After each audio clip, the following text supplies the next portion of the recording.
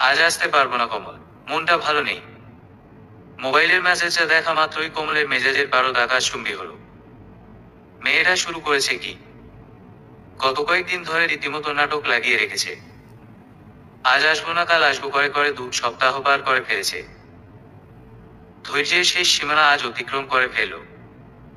না পেরে কমল কল দিল। কয়েকবার রিং বাজার পর ফোনেরও প্রান্তে মিতির গলা শোনা গেল, বলো কমল, কি হয়েছে? জান পাখি, শেষ কবে তোমার সাথে দেখা হয়েছিল বলো তো? কণ্ঠ যথাসম্ভব নরম করে কমল কথা বলে। মিতি চুপ করে রইল। কমল ভেতর ভেতর প্রচন্ড অস্থিরতা বোধ করে। উনুনে থাকা পানি যেভাবে ফুটে ঠিক সেভাবে রাগে ফুটলেও নিজেকে সামনে নিচ্ছে। রাগা যাবে না কিছুতেই।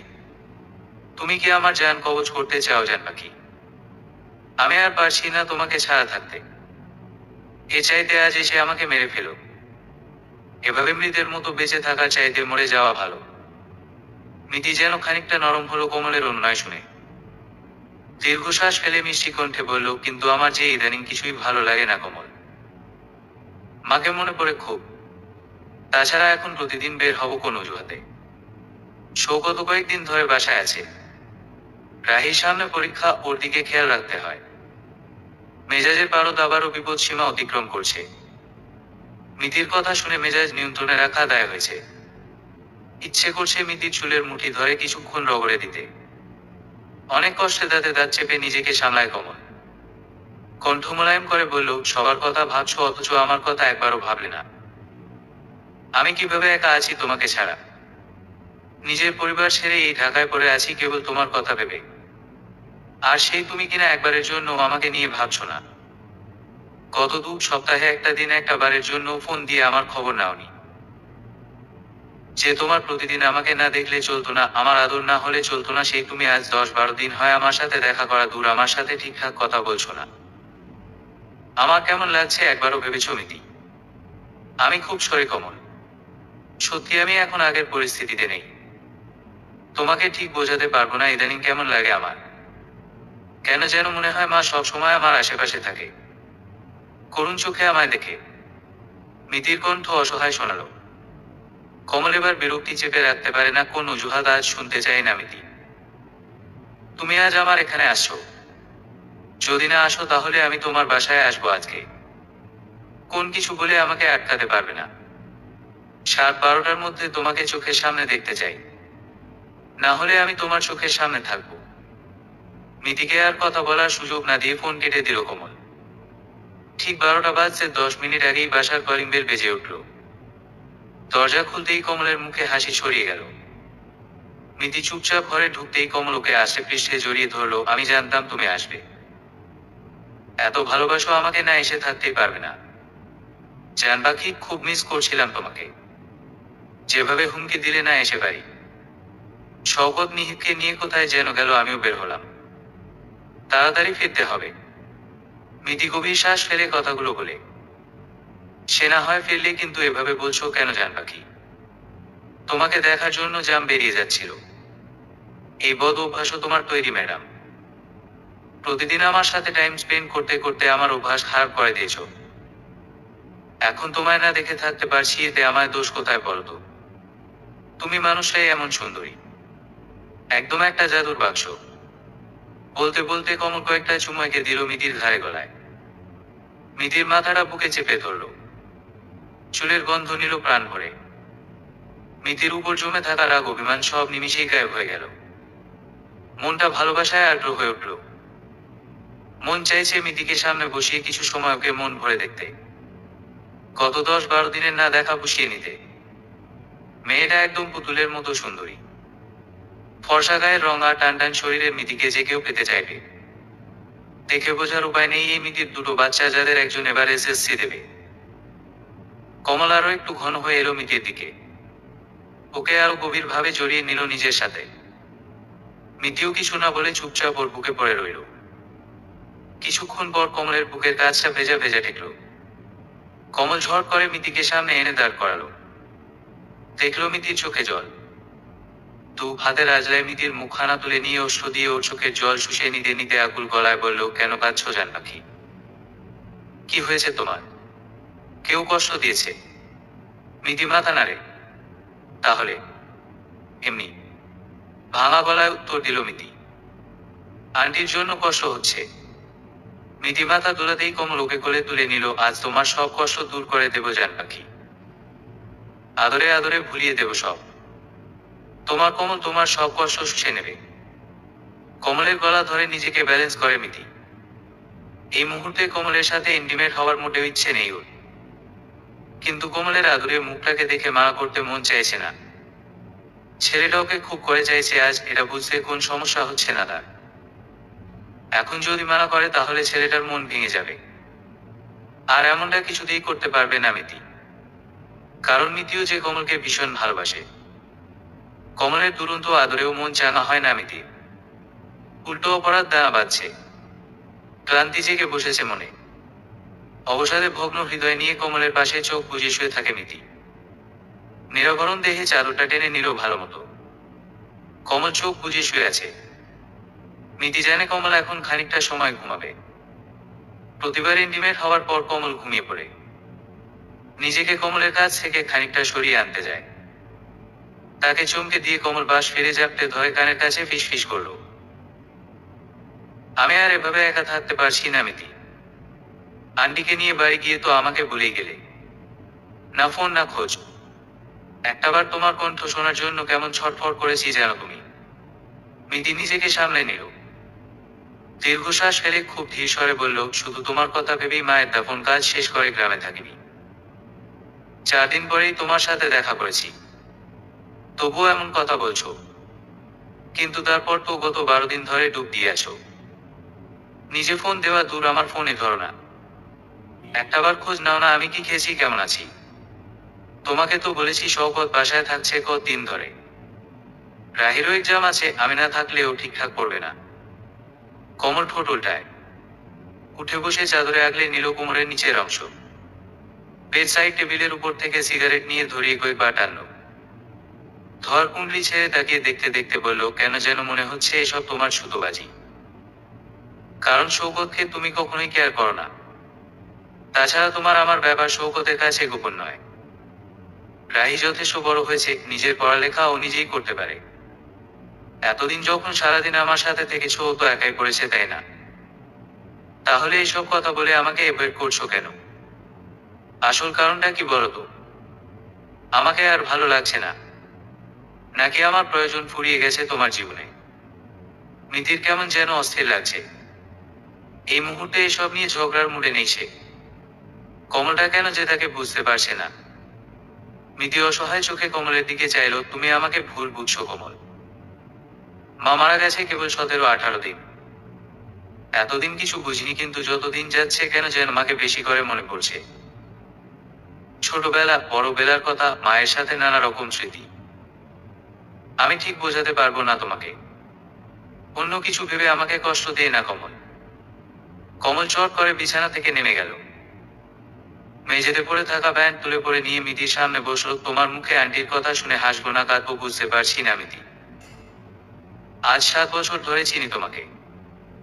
আন্টির প্রতি কতটা টান তোমার তা ভালো জানা আছে আমার। অসুস্থ মানুষটাকে ফেলে তুমি দিনের পর দিন আমার কাছে এসে থেকেছো, ঘুরে বেরিয়েছো। মানুষরা কোনোদিন বাথরুমে যেয়ে পড়ে থেকে গেছে 3-4 ঘন্টা, কখনো মেঝেতে পড়ে থেকে গেছে কারণ বাসায় তখন কেউ ছিল না। রাহি কিংবা শওকত বাসায় ফিরে তাকে বিছানায় তুলে দিয়েছে। তুমি নিজের মুখেই এসব জানিয়েছো আমাকে। তোমার অসুস্থ মাকে হাসপাতালে রেখে এসেও আমার সাথে শুয়েছো তুমি। এমন অসুস্থ মানুষ দেখে তোমার নাকি ফ্রাস্ট্রেশন লাগে, তাই আমার কাছে এসেছো দুদণ্ড শান্তির জন্য। সেই তুমি কিনা আজ তোমার মায়ের কথা বলছো। কি করে বিশ্বাস করি বলো তো? মিতি মুখে কলু বেটে রইল। কিছু বলার নেই তার, কারণ কমল যা বলছে তার প্রতিটা কথা সত্যি। এখন কোন মুখে প্রতিবাদ করবে সে? কিন্তু এটাও সত্য, আজকাল কমলের সঙ্গ তাকে আর টানছে আগের মতো। কেন টানছে না এ নিয়ে অনেক ভেবেছে, কিন্তু সন্তোষজনক কোন কারণ খুঁজে পায়নি। সত্যি বলতে আজকাল কোন ব্যাপারেই কোন আগ্রহ পাচ্ছে না সে। কদিন আগেও এমন ছিল না মিতি। বরং কমলের সাথে নতুন করে জীবন শুরু করার স্বপ্নে বিভোর ছিল সে।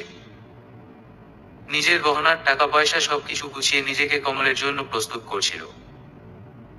হয়তো 6 মাস আগেই কমলের সাথে গাঁট ছাড়া বাধ্য, কিন্তু হঠাৎ করে মায়ের অসুস্থতা সব পরিকল্পনা এলোমেলো করে দিল। মরণঘাতী অসুখ হয়েছিল মানুষটার। নিজেদের পরিকল্পনা কিছুদিন পিছিয়ে দিয়েছে বাধ্য হয়েই। মায়ের মৃত্যুর দিন গুনেছে মিতি। ভেবেছে মা মারা যাওয়ার পর নতুন করে জীবন শুরু করবে। সবকিছু সেভাবে ভেবেছে। মায়ের মৃত্যুর 7 দিনের দিন হঠাৎই সব এলোমেলো হয়ে গেল। সেদিন রাতে দেখা স্বপ্ন তার সব ভাবনা উল্টে দিল। তার সাজানো গোছানো সব পরিকল্পনা ভেস্তে দিল। কি হলো? কিছু বলছো না কেন? কমলের ডাকে বাস্তবে ফিরে এলো মিতি। কি বলবো? কি শুনতে চাইছো? মিতিকে 2 মিনিট দেখলো কমল। কি ভেবে মিতির পাশে এসে বসলো। নরম গলায় জানতে চাইলো, শওকতকে কবে বলছো? মিতি খানিকটা অবাক হয়ে বলল, কি বলবো? মিউচুয়াল ডিভোর্সের কথা। এমনই কিন্তু কথা ছিল। আন্টি মারা গেলেই তুমি শওকতকে ডিভোর্স দেবে। আমরা বিয়ে করব। মিতি উঠে বসলো এবার। বিরক্ত হয়ে বলল, পাগল হয়ে গেছো? মা মারা গেছে 2 সপ্তাহ হয়নি, এর মধ্যে আমি এসব কথা বলবো? কমল দাঁতে দাঁত চাপলো, হ্যাঁ বলবে। যার যাওয়ার সে তো চলেই গেছে, এখন এসব ঢং করে কি হবে? এখনই আমি এসব বলতে পারবো না কমল। মায়ের মৃত্যুর 40 দিন পার হতে দাও অন্তত। মিতি নিজের জামা হাতে তুলে নিল। কমল সেটা ওর হাত থেকে কেড়ে নিল। তুমি শওকতকে বলবে যত দ্রুত সম্ভব। মিউচুয়াল ডিভোর্স হতে হতে 40 দিন পার হয়ে যাবে। মিতি অসহায় দৃষ্টি নিয়ে কমলকে দেখলো। কেন এমন করছো কমল? কেন এই তাড়াহুড়ো? কমল এক দৃষ্টিতে তাকিয়ে রইল মিতির দিকে। তোমার আমার সম্পর্ক কত দিনের বলতো? এই 7 তারিখে 7 বছর পূর্ণ হবে। আমার ফ্রেন্ড সার্কেল, আত্মীয় স্বজনরা সবাই জানে তোমার কথা। বাবা মা বহুবার বিয়ের কথা বললেও আমি মানা করে দিয়েছি। তোমার কথা বলেছি। শুরুতে মানতে না চাইলেও এখন তারা চায় তোমাকে করলেও আমি যেন বিয়ে করি দ্রুত। তাছাড়া আমার নিজেরও এই একাকী জীবন ভালো লাগছে না। আমার সিলেটে থাকলেও হয়, শুধু তোমার কারণে ঢাকায় এই ফ্ল্যাট নিয়ে থাকতে হচ্ছে। তোমার মন চাইলে আসছো না, চাইলে আসছো না। আমি কিভাবে আছি সেসব নিয়ে ভাবছো না। কবে থেকে বলছি চলে এসো আমার কাছে, কিন্তু তুমি সে কথা কানে তুলছো না। এভাবে তো সারা জীবন চলবে না মিতি। আমারও একটা জীবন আছে, সমাজে আমিও বাস করি। আমি তোমার জন্য নিজের পরিবার ছেড়ে এখানে পড়ে আছি, আর তুমি সারাক্ষণ তোমার পরিবার নিয়ে ভাবছো। এভাবে আর কতদিন? 2 হাতে মুখ ঢেকে ফুপিয়ে উঠল মিতি। জড়ানো গলায় বলল, আমাকে কটা দিন সময় দাও কমল। মায়ের শোকটা কাটিয়ে ওঠার সময় দাও প্লিজ। কমল মিতির কাপড়গুলো ওর কোলে ফেলে দিয়ে উঠে দাঁড়ালো। সরি মিতি, আর সময় দিতে পারছি না তোমাকে। যত দ্রুত সম্ভব তুমি শওকতকে জানাবে ডিভোর্সের ব্যাপারে। তোমার উকিল বন্ধু তো আছেই এ ব্যাপারে তোমাকে সাহায্য করার জন্য। আমিও কোর্টে বিয়ের আবেদন করে রাখবো। মিতি কাপড় পরে বাড়ি ফেরার জন্য প্রস্তুত হয়। উদমগায়ে কমল সামনে এসে দাঁড়ালো। কমলের সুঠাম দেহের ফর্সা প্রশস্ত বুক দেখে একসময় মিতির শরীরে শিহরণ জাগলেও আজ ভীষণ অস্বস্তি হচ্ছে। কমলকে অপরিচিত মানুষ মনে হচ্ছে। মিতি অস্বস্তি নিয়েই কমলের চোখে চোখ রাখে। কমল হাসলো খানিকটা, ওর ঠোঁটে উষ্ণ স্পর্শ দিল। আমাকে ভুল বুঝো না মিতি। সত্যি আমার কষ্ট হচ্ছে তোমাকে ছেড়ে থাকতে। এই কয়দিন তুমি না আসাতে কষ্টটা বেশ ভালো বুঝতে পারলাম। তোমাকে খুব ভালোবাসি, তাই কোনভাবেই চাই না তোমাকে হারাতে। মিতি চুপ করে রইল। এই প্রথম এক প্রকার নীরব থেকেই সে কমলের কাছ থেকে বিদায় নিল। কমল জানল না, প্রথমবারের মতো কমলের স্পর্শ মিতির কাছে অসুচি মনে হলো।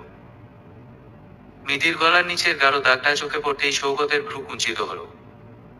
মিতিকে আজ বাইরে গেছিল সে যখন নিহিনকে নিয়ে বের হয়েছিল, নাকি ও এসেছিল? হিসেব মেলাতে শওকত স্থির দৃষ্টিতে মিতিকে দেখে। মিতি আরেকটু ঝুঁকে আসতেই ছোট ছোট আঁচড়ের দাগও নজরে এলো। টেবিলে খাবার এনে রাখছিল মিতি। শওকত তার হাত থেকে ভাতের বাটি কেড়ে নিল। মিতি অবাক হয়ে তাকাতেই শওকতের ঘৃণা ভরা দৃষ্টি দেখে খানিকটা কুঁকড়ে গেল। শওকত কি কিছু বুঝে গেছে? গলায় ঝোলানো ওনাটা একটু টেনে নিল। তোমার এসব করতে হবে না, আমরা খেয়ে নেই তারপর এসো তুমি। শওকত দাঁতে দাঁত চেপে কথাগুলো বলে। মিতি দুঃখী চেহারায় তাকালো। কেন? কি হয়েছে? আমারও খিদে পেয়েছে, খাবো না আমি? শওকত শব্দ করে হাতের বাটিটা টেবিলে নামিয়ে রাখলো। তাহলে তুমি খাও। তোমার খাওয়া হলে আমাদের ডেকো। কারণ তোমার সাথে এক টেবিলে বসে খাওয়ার ইচ্ছে বা রুচি কোনোটাই নেই আমার। শওকত ফিরে যাচ্ছে দেখে মিতির নয়ন জলে টলমল করে। নিজেকে কেমন অচ্ছুত মনে হচ্ছে। আস্পৃশ্য হয়ে গেল নাকি সে? শওকতের ব্যবহার ঠিক হজম হচ্ছে না। এই শওকতই বাচ্চাদের সামনে ওর সাথে প্রেমে গদগদ হয়, কিংবা লোকের সামনেও এটা প্রমাণে ব্যস্ত থাকে ওরা কতটা সফল দম্পতি। কিন্তু শুধু মিতি থাকলে কথা বলা দূর, ওর মুখের দিকে তাকায় না পর্যন্ত। মিতির অবশ্য ওসবে কিছু যায় আসে না। সে মেনে নিয়েছে শওকত বরাবরই গেলাস ওর ব্যাপারে। কমলের সাথে সম্পর্ক টের পাওয়ার পরও শওকত বরাবরই নিশ্চুপ ছিল। তবে চুপ থাকলেও ওদের সম্পর্কের সুতো কেটে গেছে অনেক আগে। শওকত নিজের বিছানা আলাদা করেছে, তাও 2 বছর। ছোট ছেলেকে সাথে নিয়ে শওকত আলাদা বিছানায় ঘুমায়। মিতির কোন ব্যাপারে কোন আগ্রহ দেখায় না। সংসারের বাজার নিজেই করে, রান্নাও নিজে করে নেয়, মিতিকে বলতে আসে না। মাঝে মাঝে মন চাইলে মিতি রান্না করে। শওকত বিনা আওয়াজে খায়। আজই প্রথম শওকত এমন রিয়াকশন দেখালো। মিতির মনে হলো আসলেও এই সংসারে তার আর থাকাটা ঠিক হচ্ছে না। বাবা কোথায় যাচ্ছ? খাবে না? মা খেতে দাও তো, ভীষণ খিদে পেয়ে গেছে। বড় ছেলে রাহিকে এগিয়ে আসতে দেখে শওকত থমকায়। দ্রুত মিতির কাছে এগিয়ে এসে ফিসফিস করে, অন্তত ছেলেকে নিজের কুকর্মের দাগ দেখিও না। কিছুটা লজ্জা অবশিষ্ট রাখো। অপমানে কুকড়ে গেল মিতি। চোখে জল এলেও ছেলেকে দেখে সামনে নিল নিজেকে। দ্রুত হাতে গলায় ওড়না জড়িয়ে নিল। আয় রাহি, খাবার রেডি করেছি। দেখ তোর ফেভারিট গরুর মাংস করেছি। সত্যি মা? সাথে ডাল আছে তো? আছে। প্লেট এগিয়ে দিয়ে মিতি সরে এলো। তোরা খেয়ে নে, আমি চট করে শাওয়ার নিয়ে আসি। তুমিও বসো না মা, আজ সবাই মিলে একসাথে খাই। রাহির প্রস্তাবে কেঁপে উঠল মিতি। মন চাইছে ওদের সাথে টেবিলে বসে একসাথে খেতে। কিন্তু শওকত। মিতি আর চোখে শওকতকে দেখল। প্লেটে ভাত নিয়ে বসে আছে, মুখ চোখ শক্ত করে। মিতি দীর্ঘশ্বাস ফেলে রাহির পানে চেয়ে হাসল। তোরা খেতে শুরু কর, মা শাওয়ার নিয়ে আসছে। মিতি দেখল ওর কথা শুনে শওকতের চেহারা নরম হলো। মাংসের বাটি এগিয়ে নিয়ে প্লেটে মাংস তুলল। মিতি প্রায় ছুটে চলে আসলো। ওর 2 চোখ জুড়ে জলের বান ডাকতে শুরু করেছে ততক্ষণে। মিতি ভেবে পেল না কেন এত খারাপ লাগছে তার। শওকতের সাথে তার সম্পর্ক কবেই চুকে বুকে গেছে। একসাথে খাবার খায় না ওরা বহুদিন। তাহলে আজ এত খারাপ লাগছে কেন? কেন শওকতের ঘৃণা ভরা দৃষ্টি সহ্য হচ্ছে না? শাওয়ার শেষে খেতে এসে ফাঁকা টেবিল দেখে বুকটা হুহু করে উঠল মিতি। ছোট ছেলে নিহিনকে ডাকলো। নিহিন, ভাত খাবে না? বাবার সাথে খেয়েছি তো মা। মোবাইলে গেম খেলতে খেলতে জবাব দেয় নিহিন। মিতির বুক জুড়ে দীর্ঘশ্বাস নামে। ছেলেদের সাথে শওকতের বন্ডিং খুব ভালো। মিতিকে না হলেও চলে ওদের। এখন মিতি ওদের খোঁজ নিলেই বড় মোরা বিরক্ত হয়। মিতি কি ওদের জীবন থেকে একটু একটু করে নাই হয়ে যাচ্ছে? ভাবনাটা মাথায় আসতেই ভাত খাওয়ার রুচি নষ্ট হয়ে গেল মিতির। একা ভাত খেতে ইচ্ছে করছে না। তবু জোর করে খানিকটা ভাত নিয়ে বসল। নড়াচড়া করতে করতে চোখ তুলে তাকাতেই মাকে বসে থাকতে দেখে চমকে উঠল মিতি। মা হাসছে। কেমন লাগছে মিতি? একা লাগছে না? শেষ 3টা মাস এরকমই একা কেটেছে আমার। অসুস্থ আমাকে ফেলে রেখে তুই বাইরে চলে যেতিস। একটাবার ভাবতি না অসুস্থ মা একা কি করে থাকবে? সারাদিন বিছানায় শুয়ে থেকে ভাবতাম এই বুঝি তুই আমার মাথার কাছে এসে বসবি, একটু মাথায় হাত বুলিয়ে দিবি, জানতে চাইবি কেমন লাগছে আমার। কিন্তু কখনোই আমার কাছে এসে বসিসনি তুই। একা একা কিভাবে দিন কেটেছে কখনো জানতে চেয়েছিস? ছোটবেলায় তোর জ্বর হলে কি করতি মনে আছে? সব কাজ ফেলে তোর শিয়রের কাছে বসে থাকতে হতো। সরে গেলেই তার স্বরে চিৎকার শুরু করে দিতি। তোর নাকি ভয় লাগে একা একা? কত যে কষ্ট হতো আমার। তোর জন্য বাথরুমেও যেতে পারতাম না। এই করে করে আমার পেশাবে ইনফেকশন হয়ে গেল। ছোট থেকে কত আদর করে বড় করেছি তোকে। এই সেদিনও তুই ছোট মাছ খাওয়ার বায়না করলি বলে আমি তোর জন্য মাছ কিনে পাঠালাম। তোর ছোট ভাই তুহিন কত অভিযোগ করতো তোকে বেশি ভালোবাসি বলে। আমার সব গহনা সম্পদও তোকেই দিয়েছিলাম। তোর জন্য তুহিনকে কখনো ভালোবাসিনি ঠিকঠাক ভাবে। ছেলেকে আদর করলো তোর যদি কষ্ট লাগে এই ভয়। ভেবেছি তুই আমার মেয়ে, আমার সব দুঃখ কষ্ট কেবল তুই বুঝবি। অথচ সেই তুই কিনা আমাকে এত কষ্ট দিয়েছিস। এখনো বিশ্বাস হয় না মিতি। কিভাবে পেরেছিস মিতি? মায়ের সাথে এমন করতে একবারও বুক কাঁপেনি তোর? মাও আর্তনা করে উঠল মিতি। নিহিন ছুটে এলো মায়ের কাছে। কি হয়েছে মা? সম্বিত ফিরে পেয়ে মিতি সামনে তাকিয়ে দেখলো সেখানে কেউ নেই। ছেলের দিকে তাকিয়ে মাথা নাড়ে, কিছু না বাবা। নিহিন নিজের জায়গায় ফিরে যায়। মিতি হাত ধুয়ে উঠে পড়ে। শরীর কাঁপুনি দিচ্ছে বলে দ্রুত নিজের ঘরে গিয়ে শুয়ে পড়ল। পায়ের কাছের কাঁথাটাও টেনে নিয়ে মুখ ঢেকে ফুপিয়ে কেঁদে উঠল। শৌকতের ঘুম আসছে না। অস্থির হয়ে বাস ওপাস করছে। না চাইতে বারবার চোখের সামনে একই দৃশ্য চলে আসছে। মিতির গলায় ওগুলো কিসের দাগ তা বুঝতে ওর অসুবিধা হচ্ছে না, কিন্তু কেন যেন মেনে নিতে পারছে না কিছুতেই। এতদিন তবুও একটা আড়াল ছিল, কিছুটা বাধা ছিল, কিন্তু শাশুড়ি মারা যাওয়ার সাথে সাথে এখন যেন সব আড়াল নাই হয়ে গেছে।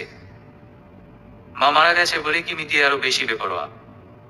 শাশুড়ি মা কত বলেছে ওকে এত বেশি স্বাধীনতা দিয়ে না শওকত।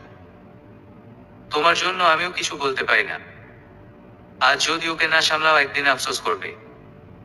আজ কি সে আফসোস করছে না? মিতিকে স্বাধীনতা দিতে দিতে আজও এতটাই বেপরোয়া যে শৌকতের সামনে সামান্য চক্ষু লজ্জাও দেখাচ্ছে না। শৌকতের ভীষণ ক্লান্তি লাগে। কি যন্ত্রণাময় দিন যাচ্ছে তার একমাত্র সে আর আল্লাহ জানে। সবার কাছেই সুখী দম্পতি হিসেবে পরিচয় পাওয়া শওকত আর মিতির দাম্পত্য জীবন এখন বোধের উপর বিস্ফোরা মতন হয়ে গেছে। যে ফোড়ার অস্তিত্ব কেউ টের পায় না, কিন্তু তার ব্যথা শওকতকে কাবু করে দিচ্ছে। তার ব্যস্ততা আর ক্লান্তির এমন বাজে সুযোগ নেবে মিতি এরা কখনো ভাবতেও পারেনি সে। বেশি বেশি টাকা কামাতে যেয়ে সে আজ তার সংসারই হারিয়ে ফেলতে বসেছে। কিন্তু দোষ কি শুধু একা মিতির? ওর কোন দোষ নেই। শওকত নিজের দোষ খুঁজতে বসে অতীতে হারায়। কি রঙিন দিন ছিল সেসব। খুলনা ইউনিভার্সিটিতে নতুন সেশনে ভর্তি হওয়া মিতি ওরিয়েন্টেশন প্রোগ্রামে গান গেয়ে ছেলেদের ক্র্যাশে পরিণত হয়। সুন্দরী স্মিতভাষী মিতিকে অনেক সিনিয়র ভাইদের মতো শওকতেরও ভালো লাগে। খোঁজ নিয়ে জেনেছিল মিতি এলাকার বনেদি পরিবারের মেয়ে। সেই থেকে মিতির থেকে দূরে দূরে থাকা শওকতের। দূর থেকে মিতিকে দেখা, কখনো কখনো চোখাচোখি হলেও সামনে পড়েনি শওকত। কিন্তু কিভাবে যেন সেই মিতির সাথেই প্রেমটা হয়ে গেল শওকতের। সেদিনের ঘটনা মনে করে আজও ঠোঁটের কোণে স্মিত হাসি এলো শওকতের। বৃষ্টির দিন ছিল সেদিন। ওদের ক্লাস বিল্ডিং এর সামনে মাটিতে পিছলে পড়ে গেল মিতি। কাদায় মাখামাখি অবস্থা। উঠতেও পারছে না। যতবার উঠতে যায় হোঁচট খেয়ে পড়ে। তাই দেখে কয়েকজন হেসে দেয়। মিতি লজ্জায় অপমানে আধমরা। ওকে অমন অবস্থায় দেখে শওকতের বুকের ভেতর কেমন যেন দহন হয়। সে বৃষ্টির মধ্যেই এগিয়ে যায়। হাত বাড়িয়ে মাটি থেকে তুলে নিয়ে সোজা ক্যাম্পাসের বাইরে। সেদিন নিজে ওকে বাড়ি পর্যন্ত পৌঁছে দিয়েছিল। মিতি সারা পথ কোন কথা না বললেও বাড়ির সামনে এসে ওকে ছোট্ট করে একটা ধন্যবাদ জানিয়েছিল। এরপর থেকে মিতু যেচে এসে টুকটাক কথা বলতে শুরু করে। শওকত বরাবরই স্বল্প ভাষী আর মিতি বকবকানি। তবুও কিভাবে যেন ওরা দুজনই দুজনার মনের ভেতর ঢুকে পড়ল। ওদের প্রেমটা হলো গোপনে। ওরা জনসমক্ষে একে অপরকে চেনে না। দেখা সাক্ষাৎ হয় গোপনে। কারণ মিতির পরিবার জানলেই বিপদ। একজন অবশ্য জানতো, সে হলো মিতির ছোট ভাই। এখন মনে পড়লে চুরি করে দেখা করা, ভয় ভয় থাকা সেই সব দিনকে জীবনের সবচেয়ে সুন্দর দিন মনে হয়। শওকত দীর্ঘশ্বাস ফেলে। তাদের সম্পর্ক জানাজানি থেকে বিয়ে পর্যন্ত গড়াতে কত কাঠখড় পোড়াতে হয়েছে। শওকত ভালো ছাত্র, পাশ করার সাথে সাথেই চাকরি পেয়ে গেছিল।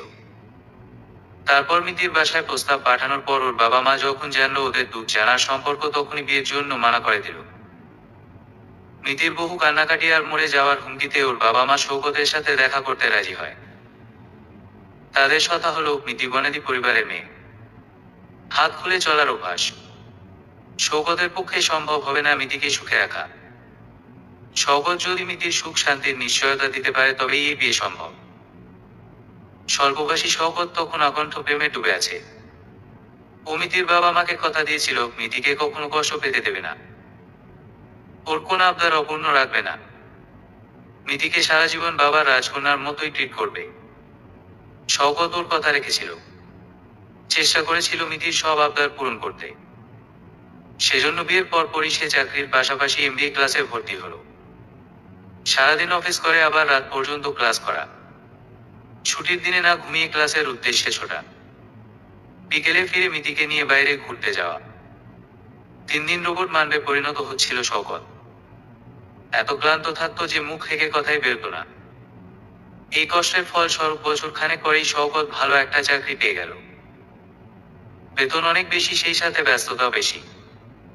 মিতির অভিযোগ, শওকত তাকে সময় দেয় না, তার সাথে কথা বলে না। শওকত মিতিকে বোঝাতে ব্যর্থ হয়, চাকরি করে সে ক্লান্ত থাকে, কথা বলার মতো অবস্থায় থাকে না। মিতির ক্রমাগত ঘ্যান ঘ্যান শওকতকে বিরক্ত করে। একবার শওকত বলেছিল, এই চাকরি ছেড়ে একটা ছোটখাটো জব নেই মিতি, তাহলে তোমাকে সময় দিতে পারবো। তবে হ্যাঁ, এখনকার মতো সচ্ছলতা থাকবে না, তোমার হাত খরচ কমে যাবে। তুমি কি রাজি?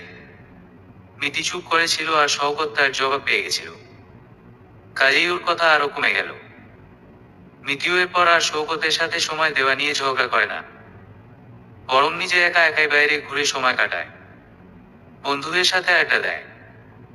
শওকতও যেন হাফ ছেড়ে বাঁচে। মিতি ঝগড়া করছে না, এটাই অনেক। তাছাড়াও যদি ঘুরে বেরিয়ে ভালো থাকে তাহলে তার কি সমস্যা? বেশিরভাগ দিন বাসায় ফিরে মিতিকে না পেলেও শওকত মেনে নেয়। ঘরে মায়ের পাঠানো কাজের লোক, খাওয়ার কোন সমস্যা নেই। অফিস থেকে ফিরে নাস্তা খেয়ে একটু রেস্ট করে শওকত। মিতি ফিরলে রাতে ডিনার করে একসাথে। দুজনই ফুরফুরে মেজাজে থাকে। তখনও শওকত জানতো না মিতির বাবা মাকে ওর এই কথা দেওয়া ওর জন্য কাল হয়ে দাঁড়াবে। মিতিকে ভালো রাখতে যেয়ে ওকে ধীরে ধীরে শেষ হয়ে যেতে হবে। শওকত জানতো না, কথা দিয়ে কথা রাখতে যেয়ে সে তার সংসারটাকেই ভাঙনের মুখে এনে ফেলবে। শওকত দীর্ঘশ্বাস ফেলে ভাবে, তার ভুলটা কোথায়? সে কম কথা বলে এটা নাকি সে মিতিকে ভালোবাসে এটা? শওকত অফিসে যাওয়া মাত্রই মিতি বেরিয়ে পড়েছে। কাল শওকতের অমন অবহেলার পর ওর আজ কমলকে খুব দরকার। ছোটবেলা থেকে অবহেলা জিনিসটা সহ্য হয় না মিতির। কেউ অবহেলা করলেই মাথায় রক্ত উঠে যায়। ছোট ভাই তুহিনের জন্মের পর থেকে মা ওকে নজর কম দিত। সেই রাগে নানাভাবে মাকে বাবার কাছে কালার করত। ওর বাবা খুব রাগী মানুষ ছিলেন, তার উপর মিতিকে খুব ভালোবাসতেন। কাজেই মিতির ব্যাপারে কোন কথা শুনলেই তার মেজাজ গগন ছুতো। আর মিতি এই সুযোগটাই নিত। বাবা যখন মাকে তার ভুলের জন্য শাসন করতেন তখন অদ্ভুত পৈশাচিক আনন্দ হতো মিতির। কয়েকবার এমন হওয়ার পর ওর মা মিতিকে ভয় পেতে শুরু করে। মিতির সব অন্যায় আবদার মেনে নিতে শুরু করে। এমনকি মিতি অন্যায়ভাবে ওর ছোট ভাইকে মারলেও বা ছোট ভাইয়ের নামে মিথ্যা নালিশ দিয়ে মার খাওয়াতেও দ্বিধাবোধ করতো না। ফলাফল, ঘরে মিতির একচ্ছত্র আধিপত্য। শওকতকে মিতির ভালো লেগেছিল। ছেলে দেখতে শুনতে ভালো, পারিবারিক অবস্থা মোটামুটি। সবচেয়ে বড় কথা, মিতিকে শওকত প্রাণ দিয়ে ভালোবাসে। অনেকবার পরীক্ষা করে দেখেছে, শওকত মিতির জন্য সব করতে পারে, সব। মিতি ভেবেছিল প্রেম শওকতের সাথে করলেও বিয়েটা বনেদি বংশের কাউকে করবে। কিন্তু ছোট ফুপুর জীবন থেকে শিক্ষা নিয়ে সে নিজের ভাবনা বদলে ফেলল। ছোট ফুফা ফুফুকে একদম পাত্তা দিত না। সংসারে ফুফুর মতামতের কোন মূল্য ছিল না। অনেক টাকা থাকলেও ফুফু ছিল শোপিস। এমন জীবন মিতি চায় না। মিতির এমন কাউকে দরকার ছিল যে বংশে মর্যাদায় ওর চাইতে কম আর ওকে খুব ভালোবাসবে। এক কথায় বলতে গেলে সহজ সরল বোকা কাউকে প্রয়োজন ছিল মিতির। শওকতকে চিনতে ভুল করেনি ওর জহুরি চোখ। অনেক ভেবেই শওকতকে বেছে নিয়েছিল মিতি। বিয়ের পরের জীবনটা আরামের হোক, এটা সব মেয়ের স্বপ্ন। আর স্বপ্নকে বাস্তবে রূপ দেওয়া সবার পক্ষে সম্ভব না হলেও মিতির পক্ষে কোন ব্যাপার না। ও স্বপ্ন দেখেই বাস্তবায়ন করার জন্য। ও জানত শওকত মধ্যবিত্ত পরিবারের ছেলে, কথা দিলে কথা রাখার সর্বোচ্চ চেষ্টা করবে। হয়েছিল তাই। শওকত তাকে সুখ স্বাচ্ছন্দ্য দেওয়ার সর্বোচ্চ চেষ্টা করেছে। তবে শওকত কথা কম বলে, মজা করতে জানে না, সব সময় কেমন যেন ভাবনায় মশগুল হয়ে থাকে।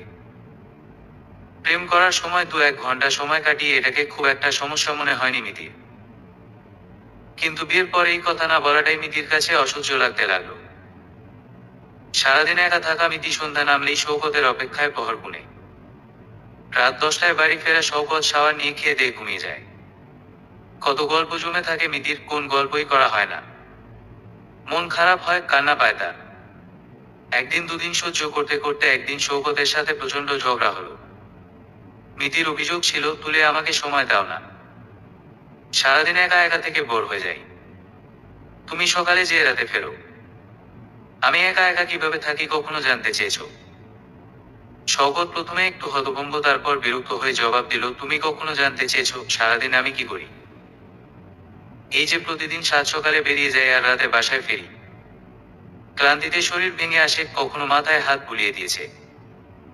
এই যে এত বড় বাড়ি ভাড়া করে আছি, যখন যা খেতে চাইছো এনে দিচ্ছি, যা পড়তে চাইছো কিনে পড়ছো, কখনো ভেবেছো কোত্থেকে আসছে? আমার সামর্থ্য আছে কিনা এসব করার? মিতির প্রচন্ড রাগ উঠে গেল। সে চেঁচিয়ে উঠল, সামর্থ্য না থাকলে আমাকে বিয়ে করেছো কেন? জোর করেছিলাম তোমাকে? নিজেই তো আমাকে বিয়ে করার জন্য পাগল হয়েছিলে। শওকত গম্ভীর হলো, হতাশ হয়ে বলল, ভুল হয়ে গেছে মিতি, কি করতে হবে বলো? সময় তো তোমাকে দিতে পারবো না, কারণটা তুমি ভালোই জানো, এছাড়া আর কি করবো বলে দাও। মিতির আগে বাক্রুদ্ধ। শওকত ঠোঁট চেপে থাকে জবাবের আশায়। মিতি কথা বলে না। শওকত বলে, শোন, অনেক সময় দিতে পারবো তোমাকে যদি তোমার চাহিদা কিছুটা কমাও। ছোট একটা বাসা আর সামান্যতে খুশি থাকলে অর্ধেক সময় পাবে আমার কাছ থেকে, থাকবে খুশি। মিতি কিছু না বলে কেবল শওকতকে দেখলো এক নজর, তারপর উঠে চলে গেল। কিছুক্ষণ পরে কি মনে করে ফিরে এলো, তোমার সময় আমার লাগবে না শওকত, তুমি বরং আমার হাতে টাকা দে, সুখ আমি খুঁজে নেব। মিতির কথায় শওকত কেবল হেসেছিল, অবাক হয়নি খুব একটা। ততদিনে মিতিকে খানিকটা চিনে গেছে শওকত। নিজের সুখ সুবিধার দিকে করা নজর মিতির। সামান্য অসুবিধা সহ্য হয় না, গরম সহ্য করতে পারে না বলে এসি কিনতে হয়েছে ধার করে। মিতি হুমকি দিয়েছিল, তুমি কিনে দিতে না পারলে বাবাকে বলবো। শওকতের অহংয়ে আঘাত লাগে, শওকত পরের দিনই এসি কিনে এনেছিল। চাওয়া মাত্র জিনিস না পেলেও মিতির মাথা নষ্ট হয়ে যায়। কথা বলে না, শওকতের থেকে দূরে থাকে। বাধ্য হয়ে শওকত নত হয়। সময়ের সাথে সে বুঝে গেছে, সুন্দরী বউ পালা খুব একটা সহজ নয়। কাজেই মিতির কথায় শওকত কেবল হাসে। জানত মিতির কাছে তার সময়ের চাইতে টাকার গুরুত্ব অনেক। মাঝে মাঝে নিজের উপর বিরক্ত হতো শওকত। এই মেয়েটার সাথে 5 বছর প্রেম করেছে, অথচ ঘুণাকরেও টের পায়নি ওর স্বভাব। বিরক্তি আসে স্বাভাবিক নিয়মে। অবশ্য অন্যদিকে দেখলে মিতির খুব একটা দোষ দিতে পারে না শওকত। মিতিদের দিকের সব আত্মীয় স্বজনরা বেশ পয়সাওয়ালা, ওদের সাথে তার মিলিয়ে চলতে গেলে টাকা লাগবেই। শওকত ভাবে দোষটা আসলে তারই। নিজের সামর্থ্যের বাইরে যে মেয়ে পছন্দ করেছে, কাজেই সে ভাবল মিতি থাকুক ওর মতো আর সে নিজের মতো, এতে যদি সংসারে শান্তি থাকে তাহলে তাই সই। সেই থেকে এভাবেই চলছে ওদের জীবন। মাঝে দুটো সন্তান এলেও মিতির কোন পরিবর্তন নেই, ওর জগতে ভালো আছে। শওকত দায়িত্ববান পুরুষ হিসেবে সুখে আছে কিনা সে খোঁজ কেউ করতে যায় না, স্বয়ং শওকত না। আরে জনপাখি, তুমি আজ আবার এলে যে, হোয়াট এ সারপ্রাইজ। কমলের মুখ জুড়ে খুশির ঝিলিক। মিতি হাসল না অবশ্য। কমল এগিয়ে এসে মিতির হাত ধরে সোফায় নিয়ে বসালো, কি হয়েছে জানপাখি? মন খারাপ একটু? জানো কাল কি হয়েছে? মিতি মন খারাপ গলায় কথা বলতেই কমল হাসল, কি করে জানবো তুমি না বললে?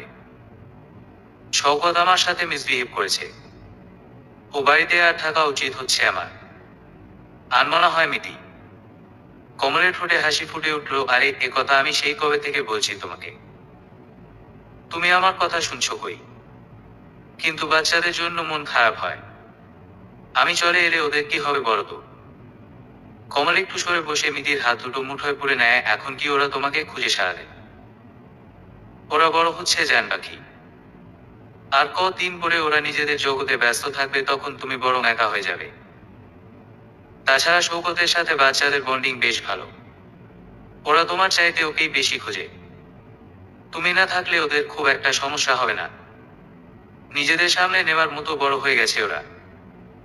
তুমি খামোখা এসব ভেবে নিজের ভবিষ্যৎ কেন নষ্ট করবে মিতি? শওকতকে বলো তুমি আর তার সাথে থাকতে চাও না। যদি মুখে বলতে সমস্যা হয় তাহলে চিঠি লিখে চলে এসো, বাকিটা আমি সামলে নেব। মিতি চুপ করে বসে রইল, তারপর হঠাৎ বলে উঠল, কানাডা যাওয়ার কত দূর বলো তো? এদেশেই আর থাকবো না, মন উঠে গেছে এদেশ থেকে। আর থাকবোই বা কার জন্য? বাবা নেই মা নেই, অন্য দেশে নতুন করে সব শুরু করব, কি বলো? কমল মুচকি হাসলো, প্রসেসিং চলছে ম্যাডাম, আর খুব বেশি দিন নেই। তুমি এবার দেরি না করে তৈরি হও, পুরনো সংসারের মায়া কাটিয়ে ওঠো। ধুম, মিতি মৃদু স্বরে বলে। মনের ভেতর কেমন শিরশিরে অনুভূতি হচ্ছে, সেটা সবাইকে ছেড়ে যাওয়ার আনন্দে না বিরহে বুঝতে পারছে না। জান পাখি, দুপুরে কি আজ তোমার হাতের খাবার জুড়বে এই অদমের কপালে? তোমাকে দেখে খুব খিচুড়ি আর মাংস খেতে মন চাইছে। হবে নাকি আজ? মিতি রহস্যময় হাসি দিল। কমলের এই সাংকেতিক কথার মর্ম উদ্ধার করা অন্য কারো পক্ষে সম্ভব না। এটা ওদের কোড ল্যাঙ্গুয়েজ। মিতির মনের মেঘ কেটে যাচ্ছে। সে কমলের নাক টেনে দিল, খুব দুষ্ট হয়েছে কমল। তবে আজ কিন্তু সত্যি সত্যি খিচুড়ি আর মাংস কষা রাখবো। ফ্রিজে মাংস আছে না? কমল ফটাফট কয়েকটা চুম্বন দিল মিতিকে। আছে। তুমি তাহলে রান্না করো, আমি এই ফাঁকে একটা জরুরি মিটিং সেরে নেই। তোমার তো আবার আজ অফিস। আমি ভুলে গেছিলাম। কোন সমস্যা নেই, হোম অফিস তো, অফিস আর হোম দুটোরই ডিউটি এলাও। বলেই চোখ টিপে দিল কমল। মিতি ওর পিঠ চাপড়ে দিল, হয়েছে হয়েছে, যাও এখন, মিটিং শেষ করো। কমল উঠে পড়ল। মনটা খুব ভালো ওর। মিতি এলেই ওর দিনটা ভীষণ ভালো কাটে। আজ কতদিন পরে মিতি নিজ থেকে তার কাছে এলো। মেয়েটা বোঝে না কমল তাকে কতটা ভালোবাসে। মিতিকে ছাড়া জীবনটা অর্থহীন লাগছিল। আজ যেন সব পূর্ণতা পেল। অফিস মিটিং করতে করতে মিতিকে নিয়ে ভাবে কমল। যে করেই হোক মিতিকে পুরনো সংসার থেকে বের করতে হবে। সৌগতকে কেন যেন বিশ্বাস হয় না ওর। মিতি যাই করুক, লোকটার যেন কিছু যায় আসে না। মিতিকে কখনো কিছু বলে না, চুপচাপ সব মেনে নেয়। আর এটাই কমলের সবচেয়ে বড় চ্যালেঞ্জ। সৌগতকে মিতির চোখে ভিলেন বানানো কঠিন। ছেলেদের মাও কম না। কমলের বুক দুরু করে। শেষ পর্যন্ত কি মিতি আসবে তার কাছে? মিতিকে সংসার করার স্বপ্ন পূরণ হবে তো, নাকি তার স্বপ্ন অঙ্কুরেই বিনষ্ট হবে? মাথা নাড়ে সকল। কিছুতেই এমন কিছু হতে দেবে না। মিতিকে সে নিজের করেই ছাড়বে। নিজের জীবনের 7টি বছর কিছুতেই অর্থহীন হতে দেবে না, কিছুতেই না। রাতে বাসায় ফিরে বোকা বনে গেল মিতি। ছোট ছেলে নিহিনের দুহাত পুড়ে গেছে বাজে ভাবে। মিতি ছিল না। স্কুল থেকে ফিরে খিদে পেয়েছিল নিহিনের। নুডলসের বায়না করেছিল নিহিন। কাজের মহিলা পানি চুলায় দিয়ে অন্য কাজে গেছিল। এর মধ্যে নিহিন পাকনামো করে ফুটন্ত পানিতে নুডলস ছাড়তে গেছিল। পাতিল উল্টে পুরো পানি নিহিনের হাতে। খবর পেয়ে শওকত ছুটে এসেছে। নিহিনকে হাসপাতালে নিয়েছে, প্রাথমিক চিকিৎসা শেষে বাসায় ফিরে এসেছে। কিন্তু পুড়ে যাওয়া অংশের জ্বালা পড়া সহ্য হচ্ছে না নিহিনের। ভীষণ কান্না করছে ছেলেটা। অপরাধবোধে মন ছোট হয়ে গেল মিতির। সে বাসায় থাকলে হয়তো এমনটা হতো না নিহিনের। অবাক হয়ে ভাবছে সে ছেলের কত দূরের মানুষ হয়ে গেছে। এত বড় দুর্ঘটনা ঘটে গেল, অথচ একটা বার কেউ তাকে ফোন দিয়ে জানানোর প্রয়োজন বোধ করল না। সে কি নিহিনের মানা? নিহিনের ভালো মন্দ জানার অধিকার নেই তার? কেন একটা বার তাকে জানানো হলো না? একটু আগে যে মনে অপরাধবোধ জন্ম নিয়েছিল, সেই মনে এখন রাগ জমছে। সৌগতকে এর জবাব দিতে হবে। আপাতত ছেলেকে শান্ত করা যাক। মিতি ছেলের কাছে বসল। মাথায় হাত দিতেই নিহিন কেঁদে দিল, মা কোথায় ছিলে তুমি? জানো কত কষ্ট হচ্ছে আমার। একটা ফু দিয়ে দাও না মা, একটু মাথায় হাত বুলিয়ে দাও। মিতি কেঁদে দিল ছেলের কষ্টে। আহা, ছোট বাচ্চাটা কতই না কষ্ট পাচ্ছে। মিতি নিহিনের হাতে ফু দেয়, ক্রমাগত মাথায় হাত বুলিয়ে দেয়। মা আমাকে একটু বুকে নাও না। মিতি নিহিনকে বুকে জড়িয়ে নিয়ে শয়। কিছুক্ষণ পর ঘুমের ওষুধের প্রতিক্রিয়ায় নিহিত মায়ের বুকে ঘুমিয়ে পড়ে। যদিও প্রায় ঘুমের ঘোরেই ব্যথায় কুকিয়ে উঠছে নিহিন। হাত দুটো সাবধানে রেখে নিহিনকে বালিশে শুয়ে দিল মিতি। নিজে বসে রইল ওর পাশে। ও ঘুমিয়ে গেছে। তুমি এখন যেতে পারো। বসে থাকতে থাকতে চোখ লেগে এসেছিল মিতির। সৌগতের ডাকে চমকে উঠল ও কিছুক্ষণ পর পর চমকে উঠছে, আমি আজ ওর সাথেই থাকি। তোমার প্রেমিকটি নিশ্চয়ই এতক্ষণ খুঁজছে তোমাকে। ফোনে অনেকক্ষণ কথা বলতে না পেরে পাগল হয়ে গেছে কিনা দেখ। তাছাড়া ওদের ভাবনা তোমার না ভাবলেও চলবে। তোমাকে ছাড়া থাকতে শিখে গেছে ওরা। শওকত দাঁতে দাঁত চেপে কথাগুলো বলে। মিতির রাগ উঠে গেল, আমাকে ছাড়া থাকতে শিখলে নিহিন মামা করে কাঁদতো না শওকত? আর ওদের ভাবনা আমি না ভাবলে কে ভাববে বলতো? তুমি কি ওদের জন্য নতুন মা আছো নাকি? নাকি কাজের খালাকে ওদের মা বানানোর প্ল্যান করছো? তোমার তো আবার কাজের লোক শ্রেণীর মেয়েদের ভালো লাগে। Just shut up Miti. তোমাকে ছাড় দিয়েছি বলে যা খুশি তাই বলবে আর আমি চুপচাপ মেনে নেব, তেমন দিন আর নেই। তোমার মতো নোংরা মেয়ে মানুষের তো চেহারা দেখাও পাপ। শওকত স্তিমিত কণ্ঠে গর্জে উঠল। মিতি অবগবরে হাসল, সত্যি কথা বললেই দিতে লাগে তাই না শওকত? তুমি যত যাই বলো আমি এখন ওদের মা। ওদের ভালো মন্দ জানার বলার করার হক আছে আমার। তোমার উচিত ছিল নিহিনের ব্যাপারটা আমাকে জানানো।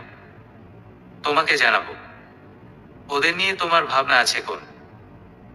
এতই যদি ভাবতে ওদের জন্য, তাহলে সাত সকালে ওদের রেখে বাইরে বেরিয়ে যেতে না। আমি বাইরে থাকি বা ঘরে, ওদের ভালো মন্দ জানার রাইট আছে আমার। এই রাইট তুমি ছিনিয়ে নিতে পারো না শওকত। ছিনিয়ে নেবে? হক আদায় করলে ছিনিয়ে নেওয়ার কথা আসে মিতি। আর হকের কথা তুমি বলছো? একদিকে ঠিকই বলেছ মিতি। এখন কথা হলো তোমার হকের কথা তো বললে, কিন্তু আমার হকের কি হবে? তোমার উপরও তো আমার হক আছে। আইনত এখনো আমার স্ত্রী তুমি। আমার চোখের সামনে দিয়ে অন্য একজনের সাথে সম্পর্ক করছো, অথচ আমার হক আদায়ের কোন খবর নেই তোমার। কি করি বলতো? আমারও তো চাহিদা আছে। সেই চাহিদা পূরণ করবে কে? আর চোখে ছেলেকে দেখে নিয়ে নিচু গলায় কথাগুলো বলল শওকত। মিতির দিকে এগিয়ে এলো খানিকটা। মিতি সবাই পিছিয়ে এলো। আসলেস জড়ানো কণ্ঠে বলল, আছে তো, জ্যোতিকে খবর দাও। সাহেবের সাথে শুয়ে ধন্য হয়ে যাবেও। শওকতের চেহারা অপমানে লাল হয়ে উঠছে ক্রমশ। এগিয়ে এসে মিতির বাহু খামচে ধরল জোরে, আজ জ্যোতি নয়, আমার বউয়ের কাছে হক চাইছি। চল ও ঘরে। মিতিকে টেনে হিঁচড়ে নিয়ে গেল মিতির বেডরুমে। দরজা আটকে মিতির দিকে ঘুরল। শয়তানি হাসি দিল। মিতি ততক্ষণে ভয় পেয়ে গুটিয়ে গেছে। এক দৌড়ে ঘরের আরেক প্রান্তে পৌঁছে গেছে। তু হাত সামনে এনে সাবধান করলো শওকতকে, খবরদার কাছে আসবে না শওকত। আমার উপর কোন হক নেই তোমার? কেন নেই? আমার বাসায় থাকছ না, খাচ্ছ না আমার কামাই, হাত খরচও তো আমার কাছ থেকে নাও। তাহলে? শওকত এগিয়ে এসে মিতির কামিজ খোলার চেষ্টা করে। মিতি দু হাত দিয়ে বাধা দেওয়ার চেষ্টা করে, ভালো হচ্ছে না শওকত। কেন ভালো হচ্ছে না? কিছুক্ষণ আগেই না হকের কথা বলছিলে। তা আমি আমার হক আদায় করলে দোষ? বলতে বলতে মিতির পরনের কাপড় টেনে ছিঁড়ে ফেলল শওকত। মিতির ফর্সা শরীরের উপরিভাগ উন্মুক্ত হয়ে পড়ে। শওকতের হাত ঘুরে বেড়াচ্ছে মিতির শরীরের সর্বত্র। মিতির গা গুলিয়ে উঠল। দুর্বল গলায় প্রতিবাদ করল মিতি, শওকত ছাড় প্লিজ। কেন? আজও প্রেমিকের আদর খেয়ে এসেছ, তাই আর আমাকে দরকার নেই? আচ্ছা বলতো, তাহলে আমি কি করব? যেদিন থেকে বুঝেছি তোমাকে অন্য কেউ ছুঁয়েছে, সেদিন থেকেই তোমার কাছে আসছি না। কিন্তু আমি তো মানুষ। আমার চাহিদা কি করে পূরণ করব ভেবেছো কখনো? তুমি বাইরে পরপুরুষের সাথে থেকে আসলে দোষ হয় না, আর আমি একবার কাজের মেয়ের সাথে শুলে দোষ। আরে তোমার চেয়ে তো জ্যোতি অনেক ভালো।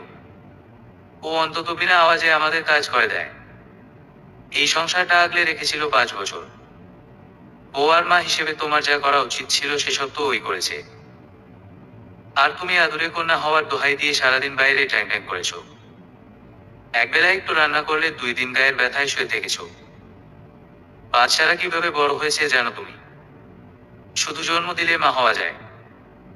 শওকত মিতিকে ধাক্কা দিয়ে দূরে ঠেলে দেয়, তোমার মতো মেয়েকে শওকত স্পর্শ করবে এটা ভাবলে কি করে তুমি? তোমার নোংরা শরীর আর চায় এই শওকত। এখন শুধু সন্তান আর সামাজিকতার খাতিরে তোমার সাথে একসাথে থাকা। আমি চাই না ওরা ওদের বাবা মায়ের কারণে কোন ধরনের মানসিক ট্রমার মধ্যে দিয়ে যাক। লোকে ওদের দিকে আঙুল তুলুক এটা চাই না বলেই এখনো সম্মান নিয়ে চলতে পারছো তোমার আর আমার আত্মীয়দের মধ্যে। তাছাড়া আমি মুখ খুললে তুমি মুখ লুকানোর জায়গা পাবে না। তবে এটাকে আমার দুর্বলতা ভাবলে ভুল ভাববে। কাজেই উল্টো পাল্টা কথা বলে আমাকে আগের মতো ঘায়েল করতে পারবে এমনটা মোটেও ভেবো না। মিতি বিছানায় উপর হয়ে পড়েছে। অপমানে কান ঝাঁঝা করছে ওর। শওকতের কথাগুলো কাটার মতো বিচ্ছে শরীরে।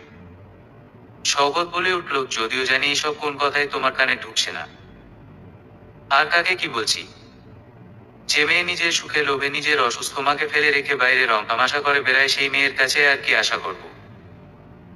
নিজের জন্মদায়িনী মাকে যে অবহেলা করে মেরে ফেলতে পারে তার কাছ থেকে আর কোন কিছু আশা করা যায় না। আর হকের তো আমাকে বলোই না। আশা করি ভবিষ্যতে আমাকে বা আমার বাচ্চাদেরকে ঘাটাতে আসবে না। তুমি তোমার জীবন নিয়ে যেমন ছিলে তেমন থাকো। কেউ তোমাকে কিছু বলতে আসবে না। মিতি উঠে বসার চেষ্টা করলো, আমার দোষ বলে তোমার অন্যায় ঢাকতে পারবে না। আমি আজ যা করছি তোমার কারণে করছি। সারাদিন চাকরি করে বাসায় এসে বোবা হয়ে থাকবে আর আশা করবে তোমার বউ তোমার পথ চেয়ে থাকবে। চাকরি কি তুমি একা কর? কমলও চাকরি করে, কইও তো এমন অজুহাত দেয় না। শওকতের চোখের তারা জ্বলে উঠল একবারও। তারপর নিজেকে সামনে নিয়ে হতাশ হয়ে বলল, মিতি, তোমার বাবা মা আদর দিয়ে তোমাকে স্পয়েল করেছে। সাক্ষাৎ শয়তানে পরিণত হয়েছ তুমি। ভালো মন্দ জ্ঞান নেই তোমার। তবে তোমার সারা জীবন এমন যাবে না। একদিন তুমি সব বুঝবে। ভয় পাচ্ছি সেদিন খুব দেরি না হয়ে যায়। শওকতের সাথে ঝগড়া হলেও ছেলের কষ্টকে না দেখার ভান করতে পারছে না। সারাদিন যন্ত্রণায় চিৎকার করে নিহিন। মামা করে অস্থির হয়। বাধ্য হয়ে মিতিকে সারাদিন ছেলের কাছে থাকতে হচ্ছে। গল্প করে শোনানো, এটা সেটা রান্না করে খাওয়ানো, একসাথে বসে টিভি দেখা, মন ভোলানোর কথা বলে ছেলের হাতে ওষুধ লাগানো, এসব করতেই দিন পার হয়ে যাচ্ছে মিতির। কদিন হলো কমলের সাথে ঠিকমতো কথা বলা হচ্ছে না। শুরুতে রাগ করলেও কমলকে নিহিনের কথা জানিয়ে শান্ত করা গেছে। তবে মিতিকে না দেখতে পেয়ে কমল অস্থির থাকছে সেটা ভালো বুঝতে পারছে। খেসারত হিসেবে সারা রাত কথা বলতে হচ্ছে কমলের সাথে। তবুও যেন কমল তৃপ্ত হচ্ছে না। অভিযোগ করে, আমার সাথে ঠিকমতো কথা বলছো না মিতি। কেমন অন্যমনস্ক থাকছো? কি বলছো কমল? সারা রাত তো তোমার সাথে ফোনে থাকি, তবুও এমন কথা। ইথারে মিতির ক্লান্ত কণ্ঠস্বর ভেসে আসে। ভয় লাগে মিতি। দিনরাত 24 ঘন্টা শওকতের সাথে থেকে যদি আবার তোমাদের পুরনো প্রেম জেগে ওঠে, তখন আমার কি হবে মিতি? আমি যে তোমাকে ছাড়া বেঁচে থাকার কথা ভাবতেও পারি না। কমল দীর্ঘশ্বাস ফেলে। ওর কণ্ঠের ভীতি বুঝতে পেরে মিতির মুখের কথা সরে না। কি সব বলে কমল? এসব ভাবে কি করে? আর সম্ভব না কমল। শওকত আমার মুখও দেখে না। তাছাড়া সারাদিন তো ও অফিসে থাকে। 24 ঘন্টা কিভাবে একসাথে থাকা হলো? শওকত তোমার মুখ দেখলে সম্ভব ছিল বুঝি? কমলের কথায় মেজাজ খারাপ হয় মিতির। তবুও নিজেকে শান্ত রাখে, কেন যে এসব বলছো কমল? এতদিনেও বিশ্বাস এলো না আমার উপর। এ কেমন ভালোবাসা তোমার? শওকতকেও তো একসময় খুব ভালোবাসতে মিতি। সেই ভালোবাসাও পরিবর্তন হয়ে গেছে। এই জন্যই ভয় লাগে মিতি। Nothing else. মিতি বধির। গুড় সত্য এভাবে কেউ বলে? তাহলে কি তাকে সারা জীবন এভাবেই সন্দেহ করে যাবে কমল? আর সে পরীক্ষা দিয়ে যাবে? মিতির প্রচন্ড মন খারাপ হলো। এত সন্দেহ আর পরীক্ষার মধ্যে কি জীবন কাটানো সম্ভব? ভাবতেই ক্লান্তিতে চোখ বুজে আসে। সারাদিন ছেলের ফরমাস আর রাতে কমলের ফরমাস পালন করতে করতে মিতি যেন হাঁপিয়ে গেছে। কমল মানতেই চায় না যে মিতি ক্লান্ত। বললেই মিতিকে দু কথা শুনিয়ে দেয়, আসলে আমার সাথে কথা বলতে ভালো লাগছে আর এই জন্য নিহিনের বাহানা দিচ্ছ। আমি জানি তো। কে জানে নিহিনের অসুস্থতাও বাহানা কিনা। বিস্মিত মিতির গলা চড়ে যায়, নিহিনের হাতের ছবি তুলে তোমাকে পাঠিয়েছি কমল। মিথ্যে কথা কেন বলবো তোমাকে? আর যদি মনে হয় আমি মিথ্যে বলছি তাহলে এসে দেখে যে ওকে, বলে ফোন কেটে দিয়েছিল মিতি। এতটা অবিশ্বাস কেন যেন মানতে পারেনি সে। মনটা বিবশ হয়েছিল অনেকটা সময়। এরপর কমল অনেকবার ফোন দিয়েছে, মিতি ধরেনি। কিন্তু কমল ফোন দিয়েই যাচ্ছিল। বাধ্য হয়ে মোবাইল বন্ধ করে রেখেছিল। ক্লান্ত ছিল বলে অত ভাবতেও ভালো লাগছিল না, ঘুমিয়ে গেছিল। সকালে তার ঘুম ভেঙেছে দেরিতে। ঘুম থেকে উঠে নিহিনের খোঁজে ড্রয়িং রুমে এসে দেখলো নিহিন মোবাইলে গেম খেলছে। ওর সামনে কমল বসে আছে চুপচাপ। ওকে দেখেই মন ভোলানো হাসি দিল। সাত সকালে কমলকে দেখে চমকে উঠল মিতি। এই দিনে কমল বেশ শুকিয়ে গেছে। ফর্সা চেহারায় চোখের নিচে কালি স্পষ্ট বোঝা যাচ্ছে। কিছু কি হয়েছে কমলের? অমন লাগছে কেন ওকে? মিতি উদ্বেগ নিয়ে এগিয়ে এলো। তুমি কখন এলে? আমাকে ডাকলে না যে? শরীর খারাপ নাকি তোমার? চেহারার এই অবস্থা কেন? মিতির এতটুকু উৎকণ্ঠা দেখেই কমলের চোখ উজ্জ্বল হয়ে উঠল। মিষ্টি করে হাসল। সে হাসি দেখে মিতির বুকে চিনচিনে ব্যথা হয়। ছেলেটা এত সুন্দর কেন? এখন ভালো হয়ে যাবে শরীর। তোমাকে দেখেছি না, 8:30টার দিকে এসেছি। তুমি ক্লান্ত ছিলে বলে ডাকিনি। কাল রাতে তুমি রাগ করে ফোন কেটে দিলে। আমি সারা রাত ঘুমাতে পারিনি। আই এম সরি মিতি, তোমাকে একদম বুঝতে পারিনি। আমার কি যে হয় মাঝে মাঝে নিজেই নিজেকে বুঝি না। মিতি হতবাক হয়ে কমলকে দেখল। ছেলেটাকে কেমন হতবিহ্বল লাগছে। মিতির মায়া লাগলো ভীষণ। নিশ্চয়ই এই কয়েকদিন ঠিকঠাক খাওয়া দাওয়া করেনি। রাতেও ঠিকমতো ঘুমাচ্ছে না। কোমল গলায় জানতে চাইল, নাস্তা করে এসেছো? কমল মাথা নাড়ে, খেতে ইচ্ছে করে না একদমই। তোমাকে খুব মিস করি গো। টেবিলে এসো, নাস্তা করি। নিহিন তুমি খাবে না? আর ভাইয়া কি স্কুলে গেছে? আজ বাবা খাইয়ে দিয়েছে মা। ভাইয়া বাবার সাথে বেরিয়েছে। স্বস্তি বোধ করে মিতি। টেবিলে নাস্তা ঢাকা দেওয়া আছে। মিতি কমলকে নিয়ে টেবিলে বসলো। নিহিন ডাকলো, মা, হাসি নানুর ইমার্জেন্সি ছিল, তাই বাড়ি চলে গেছে। 2 দিন পর আসবে বলেছে। বাবাকে বলে গেছে। মন ভালো হয়ে গেল মিতির। যাক বাবা, বেঁচে গেল। না হলে এই মহিলা সারাক্ষণ ওদের আশেপাশে হাঁটাহাঁটি করত, বিশ্রীভাবে তাকিয়ে থাকতো। মিতি হাফ ছেড়ে বাজে। খেতে বসতেই কমল মরিয়া হয়ে মিতির হাত চেপে ধরল। মিতি, আমাকে ভুলে গেছো? এতদিন না দেখে আছো কি করে? ভালোবাসো না একটু? আমার অবস্থা দেখেছো? তোমাকে দিন দেখিনি, তাতেই কি হাল? কাল তাই তুমি যখন বললে নিহিনকে দেখে যেতে, আমি আর দেরি করিনি। তোমার ডাকের অপেক্ষায় ছিলাম মিতি। ডেকেছো আর চলে এসেছি। এসব কি কথা কমল? প্রতি রাতে তোমার সাথে কথা হচ্ছে, তবু এত অবিশ্বাস করলে আর কি বলবো বলো? কমলের বাচ্চামো দেখে হাসি পায় মিতির। আমার খুব ভয় হয় মিতি, তোমাকে হারানোর ভয়। পরিবার পরিজন বন্ধু সবাই জানে আমাদের রিলেশন। এখন যদি তোমাকে না পাই তাহলে কি হবে আমার? সবার বিপরীতে যে তোমাকে ভালোবেসেছি। কতজন কত কথা বলেছে, সেসব হজম করেছি। 2 বাচ্চার মাকে কেউ আমার বউ হিসেবে মানবে না বলে কত যুদ্ধ করেছি। অবশেষে সবাই মেনে নিয়েছে তোমাকে। এমনকি বাচ্চাদের ব্যাপারেও মানা নেই। তবুও যেন আমার অপেক্ষা ফুরায় না। এত বাধা বিপত্তি দেখে ভয়ে গলা শুকিয়ে যায় মিতি। তুমি আমার হবে তো? চলে এসো মিতি, তোমাকে ছাড়া সত্যি আর পারছি না। সেই কবে থেকে মিনতি করছি, কানে তুলছো না। এবার দয়া করো প্লিজ। কমলের আকুল আবেদনে মিতির শরীরে কাটা দেয়। ছেলেটার অবস্থা দেখে দোষী মনে হয় নিজেকে। তাকে এত ভালোবাসে কেন ছেলেটা? এত ভালোবাসার কি সে যোগ্য? আর কয়েকটা দিন কমল। নিহিন সুস্থ হয়ে গেলেই এবার বেরিয়ে পড়ব। আর পিছু ফিরে দেখবো না।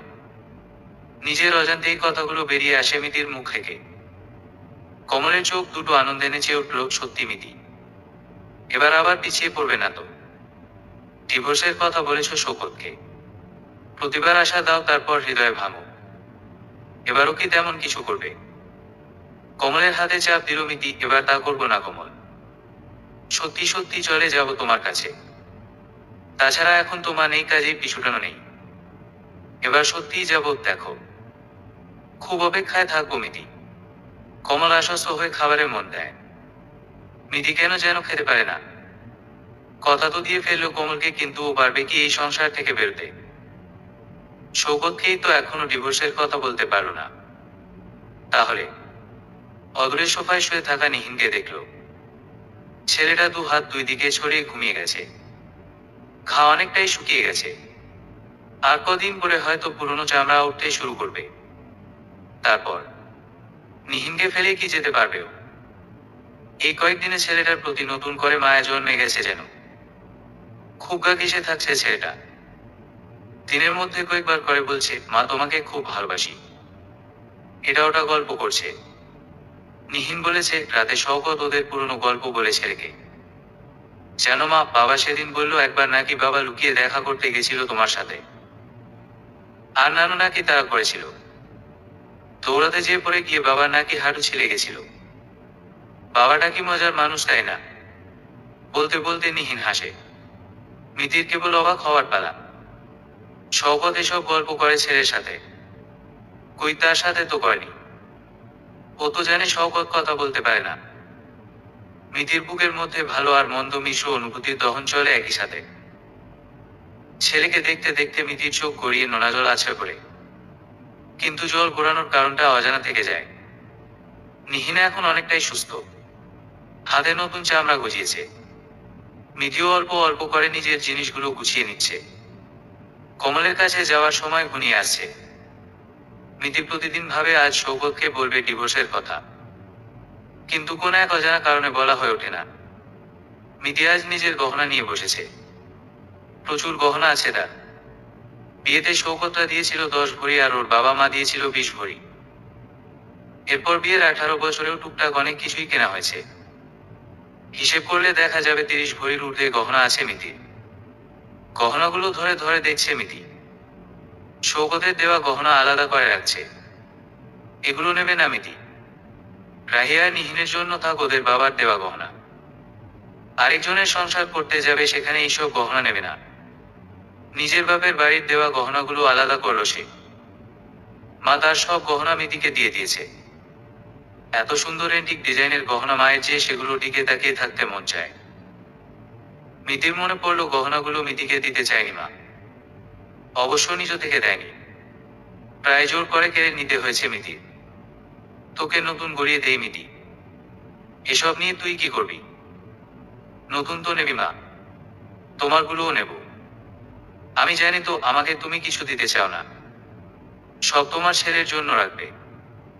এটা মোটেও সত্যি না মিতি। তুহিনা আর তোকে সমান ভাগে দেব। ও তো আমার সন্তান, ওকেও দেওয়া উচিত। মোটেই না মা, তোমার সব জিনিস আমার। ছেলের বউকে বরং নতুন গড়িয়ে দে। মিতি সব কেড়ে নিয়েছিল।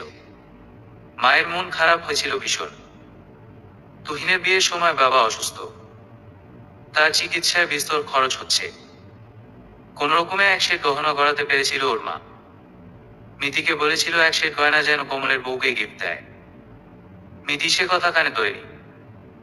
গরিবী হালতে বিয়ে করে তুহিনের মন খারাপ হয়েছিল।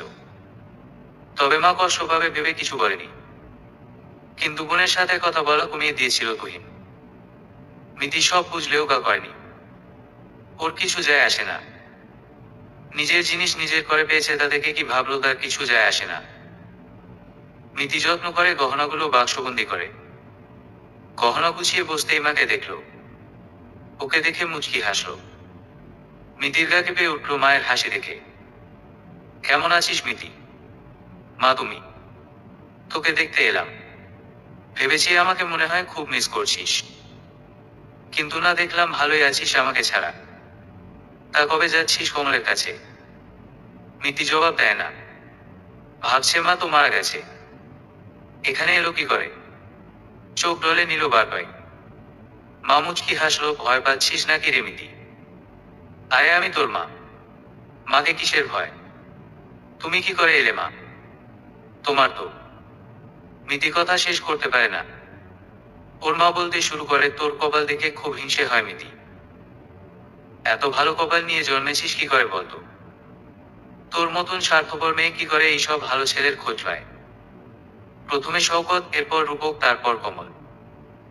সবাই তোকে ভালোবাসে, তোর শত অন্যায়ের পরও তোকে আগলে রাখতে চায়। তোর মনে আছে আমাদের সাথে কত ঝামেলা করে শওকতকে বিয়ে করেছিলি? তারপর বিয়ের কিছুদিন পরেই শুরু হলো শওকতের বদনাম। আমাদের সামনেই শওকতকে কত অপমান করতি তুই। বেচারা হাসি মুখে সব সয়েছে, তবুও কখনো তোর নামে বদনাম করেনি। কোন অভিযোগ দেয়নি তোর বিরুদ্ধে। এই যে বন্ধুত্বের দোহাই দিয়ে প্রথমে রূপক এরকম কমলের সাথে ঘুরে বেরিয়েছিস, তবুও কিন্তু একবারের জন্য মুখ খোলেনি আমাদের কাছে, একটাবার আঙুল তোলেনি তোর দিকে। কতটা ভালোবাসলে কেউ এমন করতে পারে ভেবেছিস কখনো? আর এই যে কমল ছেলেটা, অল্প বয়সী একটা ছেলে, কি সুন্দর দেখতে। তোর মতো দুই বাচ্চার মাঝে ওর চাইতে 12 বছরের বড়, তার জন্য পাগল হয়ে আছে। তুই যা বলিস, যেমন বলিস, ছেলেটা তেমনই করে। বিয়ে করতে চায় তোকে। ছেলেটা না হয় বুঝতে পারছে না, কিন্তু তুই তো বুঝিস। 10 বছর পরে কি ভবিষ্যৎ তোদের? তুই বুড়িয়ে যাবি আর ওতাগড়া যুবক। একটা যুবক ছেলের জীবন কেন নষ্ট করছিস মিতি? আমি তো জানি তুই কমল কিংবা শওকত কাউকে ভালোবাসিস না। এমনকি যারা তোর শরীরের অংশ তাদেরও তুই ভালোবাসিস না। তুই ভালোবাসিস কেবল নিজেকে। তোর আগে পিছে ডানে বামে কেবল তুই নিজে। তুই ভুলে যাচ্ছিস মিতি, তুই একজন মা। তুই চলে গেলে বাচ্চা দুটোর কি হবে বলতো? লোকে কত কথা শোনাবে। তুই না হয় পালিয়ে গিয়ে বেঁচে যাবি, কিন্তু ওরা কি করে বেঁচে থাকবে? এখনো সময় আছে মিতি, ভুল পথ থেকে ফিরে আয়। সময় থাকতে ভালোবাসার কদর করতে শিখ মিতি। এমন কিছু করিস না যার জন্য আফসোস করতে হয় সারা জীবন। সব হারিয়ে নিঃস্বরিক্ত হয়ে যাস না মিতি। আমার জীবন মা, যেভাবে ভালো থাকবো সেভাবেই কাটাবো। তুমি কেন বাধা দিচ্ছ? আমার সুখ তোমার সহ্য হয় না কেন মা? সব সময় সব কাজে বিরোধিতা করো। মিতি চেঁচিয়ে উঠে দেখলো কেউ নেই, মানে পুরো ঘর ফাঁকা। গত কয়েকদিন ধরে এক অন্য মিতিকে দেখছে শওকত। রাহির পড়া দেখিয়ে দিচ্ছে, নিহিনের যত্ন করছে, রান্নাও করছে টুকটাক। যদিও সেদিন দারোয়ানের কাছে কমলের আসার খবর শুনেছে। কমলকে নিয়ে মাথা ঘামায় না শওকত। এ বাসায় কমল তেমন কিছু করবে না। নিহিনা আর রাহি রয়েছে যেহেতু। তাছাড়া কমল একসময় নিহিনের টিচার ছিল। রাহির কোন প্রয়োজন হলে এ বাড়িতে তার আসা যাওয়া চলে। আর সত্যি বলতে কমল ছেলেটা খারাপ না। মিতি সুন্দরী মেয়ে মানুষ, কমল আকর্ষণ এড়াতে পারেনি। আর মিতি এর ফায়দা লুটেছে অনেক। শওকতকে আগে প্রায় ট্যুরে যেতে হতো। মিতি তখন দুই বাচ্চা নিয়ে একা থাকতো। ওই সময় প্রয়োজনে অপ্রয়োজনে কমলকে নানা কাজে লাগিয়েছে মিতি। শওকতও কিছু বলেনি। কমলও সুদর্শন ছেলে, নম্র ভদ্র। হয়তো একসময় মিতিও কমলের প্রতি দুর্বলতা দেখিয়েছে। দুজনার প্রেমের রসায়ন সে টের পেয়েছে বেশ করে। তবুও গা করেনি। মিতির শুভানুধ্যায়ী অনেক। কমলকে তাদের মধ্যে একজন ভেবেছিল শওকত। কিন্তু ধীরে ধীরে টের পেয়েছে শওকত কমলের সান্নিধ্যে মিতি বেপরোয়া। একা একাই দেশের বাইরে ট্যুর প্ল্যান করে ফেলছে, ঘুরছে বেড়াচ্ছে। শওকত ভেবেছিল শখ মিটে গেলে মিতি একসময় সংসারে ফিরবে, যেমনটা রূপকের ক্ষেত্রে হয়েছিল। কিন্তু দিন দিন মিতির পাগলামি বাড়ছে, সেই সাথে পাল্টা দিয়ে বাড়ছে শওকতের টেনশন। প্রতিদিনের মতো আজ অফিস থেকে ফিরে মিতিকে কোথাও না দেখে বুক কেঁপে উঠল শওকতের। সব ঘর দেখেছে, এমনকি মিতির ঘরও বাদ দেয়নি। তাহলে গেল কোথায় মেয়েটা? বাড়ি থেকে চলে যায়নি তো? অজানা আশঙ্কায় শওকতের সর্বাঙ্গ কেঁপে উঠল। পাগলের মতো মিতির ঘরে ফিরে গেল। আলমারির চাবি খুঁজল। তখনই নিহিনের খিলখিল হাসির আওয়াজ পাওয়া গেল। উৎস খুঁজে কৌতূহলে উকি দিল শওকত। বারান্দার থাই গ্লাসের ওপারে চমৎকার দৃশ্য দেখে মুগ্ধ হয়ে গেল শওকত। মিতি কাঁদকুতু দিচ্ছে আর নিহিন পাগলের মতো হাসছে। পরক্ষণেই মিতি নিহিনের গলা জড়িয়ে ধরে গালে আদর করে দিল। নিহিন মাকে পাল্টা আদর দিল। শওকতের মন ভালো হয়ে গেল। বুক থেকে পাথর নেমে গেল। আর যাই করুক, সংসার ছেড়ে যাওয়ার মতো ভুল মিতি করবে না, এইটুকু বিশ্বাস মিতিকে করা যায়। শওকত আস্তে করে রুম থেকে বেরিয়ে যেতে চায়। হুট করে সাইড টেবিলের পাশে দাঁড় করানো সুটকেসের দিকে নজর পড়ল। ওটা এখানে কেন? তাদের তো কোথাও যাওয়ার কথা নেই। তাহলে কি মিতি কোথাও যাবে? কিন্তু ওকে তো কিছু বলেনি। কোথায় যাবে মিতি? মিতি, আম ওয়েটিং, জান পাখি। কমলের উতলা কথায় মিতির ঠোঁটের কোণে হাসি। দ্রুত হাতে টাইপ করলো, আর একদিন রবিবার তোমার ছুটি থাকবে, সেদিন সকাল সকাল বেরিয়ে যাব। কান ব্রিদ মিতি। খুশিতে নিঃশ্বাস বন্ধ হয়ে আসছে। অবশেষে আমার অনেক দিনের স্বপ্ন পূরণ হতে যাচ্ছে। কমলের পাগলামি দেখে হাসে মিতি। স্টপ ব্রিদিং কমল, আমি এলে প্রাণ খুলে শ্বাস নিও। এই মেসেজের সাথে একগাদা হাসির ইমো জুড়ে দেয় মিতি।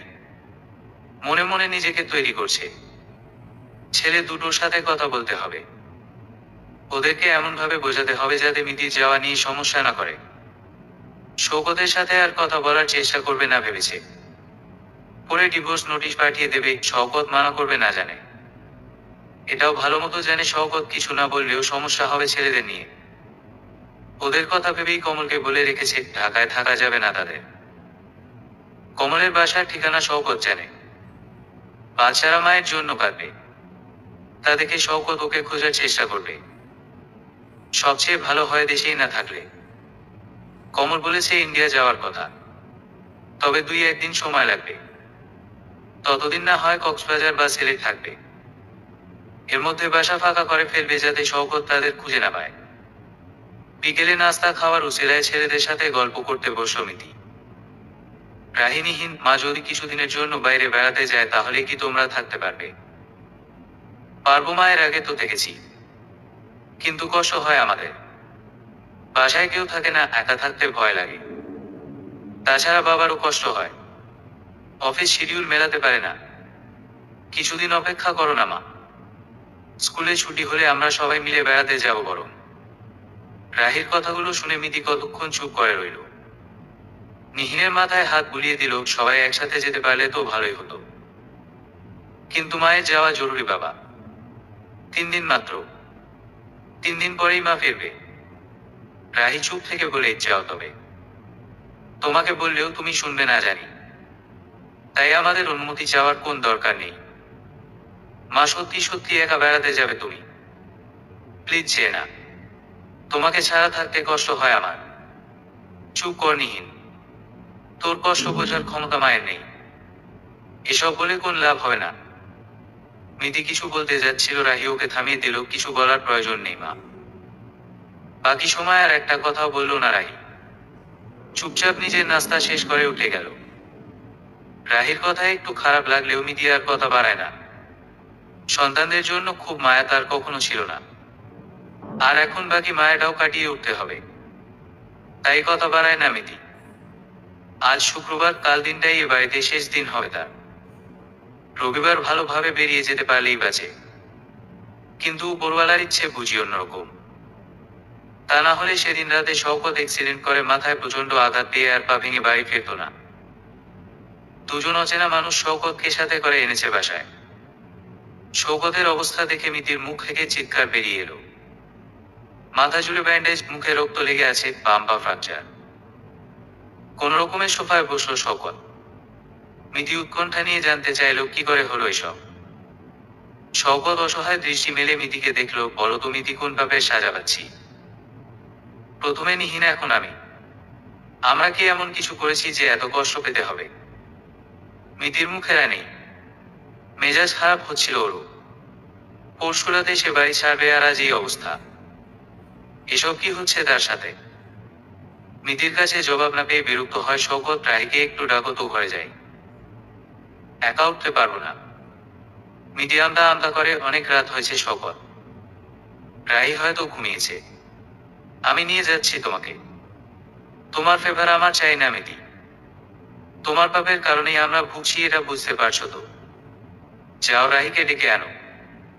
শওকতের অপমান হজম করলো মিতি। বললাম তো আমি নিচ্ছি, এসো আমার কাঁধে ভর দাও। আরো কথা বলতে চাইছিল শওকত, কি মনে করে থেমে গেল।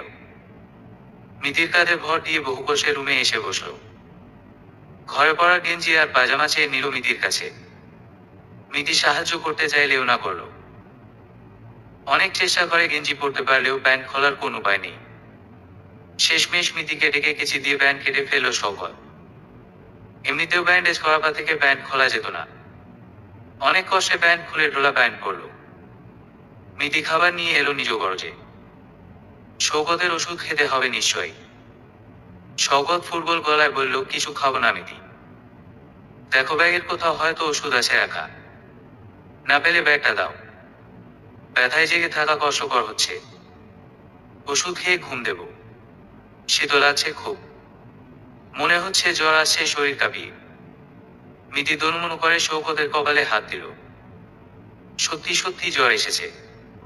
শওকত ওষুধ খেয়ে নিঃশব্দে শুয়ে পড়ল। মিতি দ্বিধা নিয়ে দাঁড়ায়। ও কি করবে? শওকতের কাছে থাকবে নাকি নিজের ঘরে ফেরত যাবে? অনেক ভেবে নিজের রুমে ফেরত যাবার মনস্থির করল। কিছুক্ষণ পর পর বরং এসে দেখে যাওয়া যাবে। শনিবার দিনটা শওকতকে নিয়ে ব্যস্ততায় সময় কিভাবে কাটলো মিতি টের পেল না। সকালে বাচ্চারা তাদের বাবাকে এমন অবস্থায় দেখে বেশ ঘাবড়ে গেল। কেঁদে কেটে একাকার হলো। তাদের অনেক বুঝিয়ে শান্ত করতে পারল মিতি। তু জানার কেউ স্কুলে যাবে না। বাবার কাছ থেকে নড়ল না। শওকত জ্বরের ঘরে বেহুশ। কিছুটা জ্ঞান ফিরলে পায়ের ব্যথায় কুকিয়ে উঠছে। ব্যথার ওষুধেও ব্যথা কমছে না শওকতের। মাঝে মাঝেই শওকতের চোখের কোল ঘেঁষে জল গড়াতে দেখছে। সত্যি বলতে মিতির খারাপ লাগে। শওকতকে এমন অসহায় অবস্থায় আর দেখেনি আগে। ওর মন চায় শওকতের কাছে বসতে, মাথায় হাত বুলিয়ে দিতে। কিন্তু দীর্ঘদিনের দূরত্ব ঘুচিয়ে কাছে যাওয়ার না সাহস আছে আর না সদিচ্ছা। অবশ্য ওর কাজটা রাহি যত্নের সাথে করছে। মিতি ভাবছে কাল কি করবে। শওকতকে এমন অবস্থায় ফেলে চলে যাবে। তাহলে বাচ্চাদের কি হবে? ওদের রান্না খাওয়া কিভাবে কি করবে? শওকতের ওষুধ, বাথরুম, খাওয়া এসবের কি হবে? নিজের দায়িত্ব এড়িয়ে যাওয়া যাবে না। মিতি ভাবছে শাশুড়ি মাকে খবর দেবে। সে এসে না হয় তার ছেলে আর নাতিদের দেখুক। কিন্তু কাল শওকতকে কি বলে যাবে? মিতি তো শওকতের চোখ ফাঁকি দিয়ে পালিয়ে যেতে চেয়েছে। এখন কি করবে? বড্ড হাসফাস লাগে মিতির। ভাগ্য কেন বারবার বাধা দিচ্ছে তাকে? কেন কমলের সাথে থাকা এত বাধা? মিতির ইচ্ছে কাল যত ঝড়ে আসুক সে কমলের কাছে চলে যাবে। এমন দোটানার জীবন আর লুকোচুরি ভালো লাগছে না তার।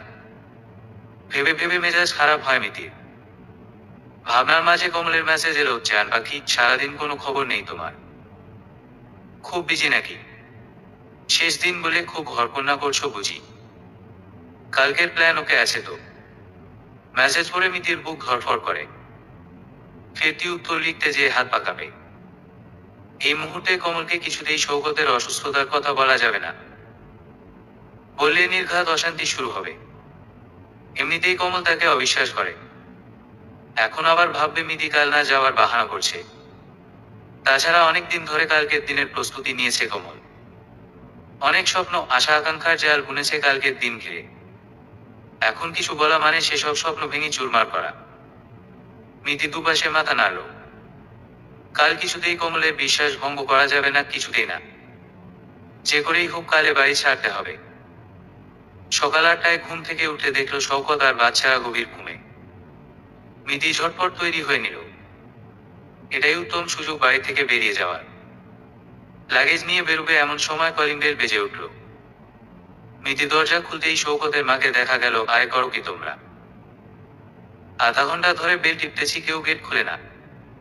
ঘটনা কি বলো দেখি? মিতি সব হয়ে ছিটকে গেল।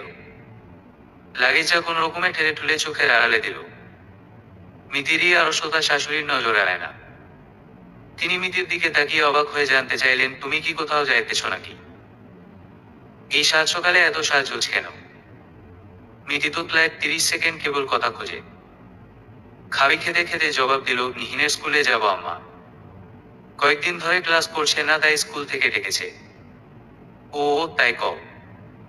তা নিহিন স্কুলে যায় না কেন? স্কুলে না গেলে কি ওর বাপ ভালো হয়ে যাইব? আমিও সেটাই বলি আম্মা, কিন্তু আমার কথা কেউ শুনলে হয়। নিজেকে বাঁচানোর চেষ্টা করলো মিতি। এক কাজ করো, বাইরে অনেক ব্যাগপত্র আছে, সেগুলা ঘরে আনার ব্যবস্থা করো। আর আজকে স্কুলে যাওয়া ক্যান্সেল করো। আমি আসছি এই অছিলায়। কয়দিন ক্লাস করে না, আর একদিন না করলে খুব একটা সমস্যা হবে না। কালকে ওকে নিয়ে স্কুলে যাইও না হয়। মিতি জবাব না দিয়ে বাইরে গেল। ব্যাগগুলো টেনে হিঁচড়ে ভেতরে আনে। শাশুড়িকে সোফায় বসে থাকতে দেখলো। আমাকে এক গ্লাস পানি দাও। তারপর ব্যাগগুলো আস্তে আস্তে খুইরা খাবার বাইর করো।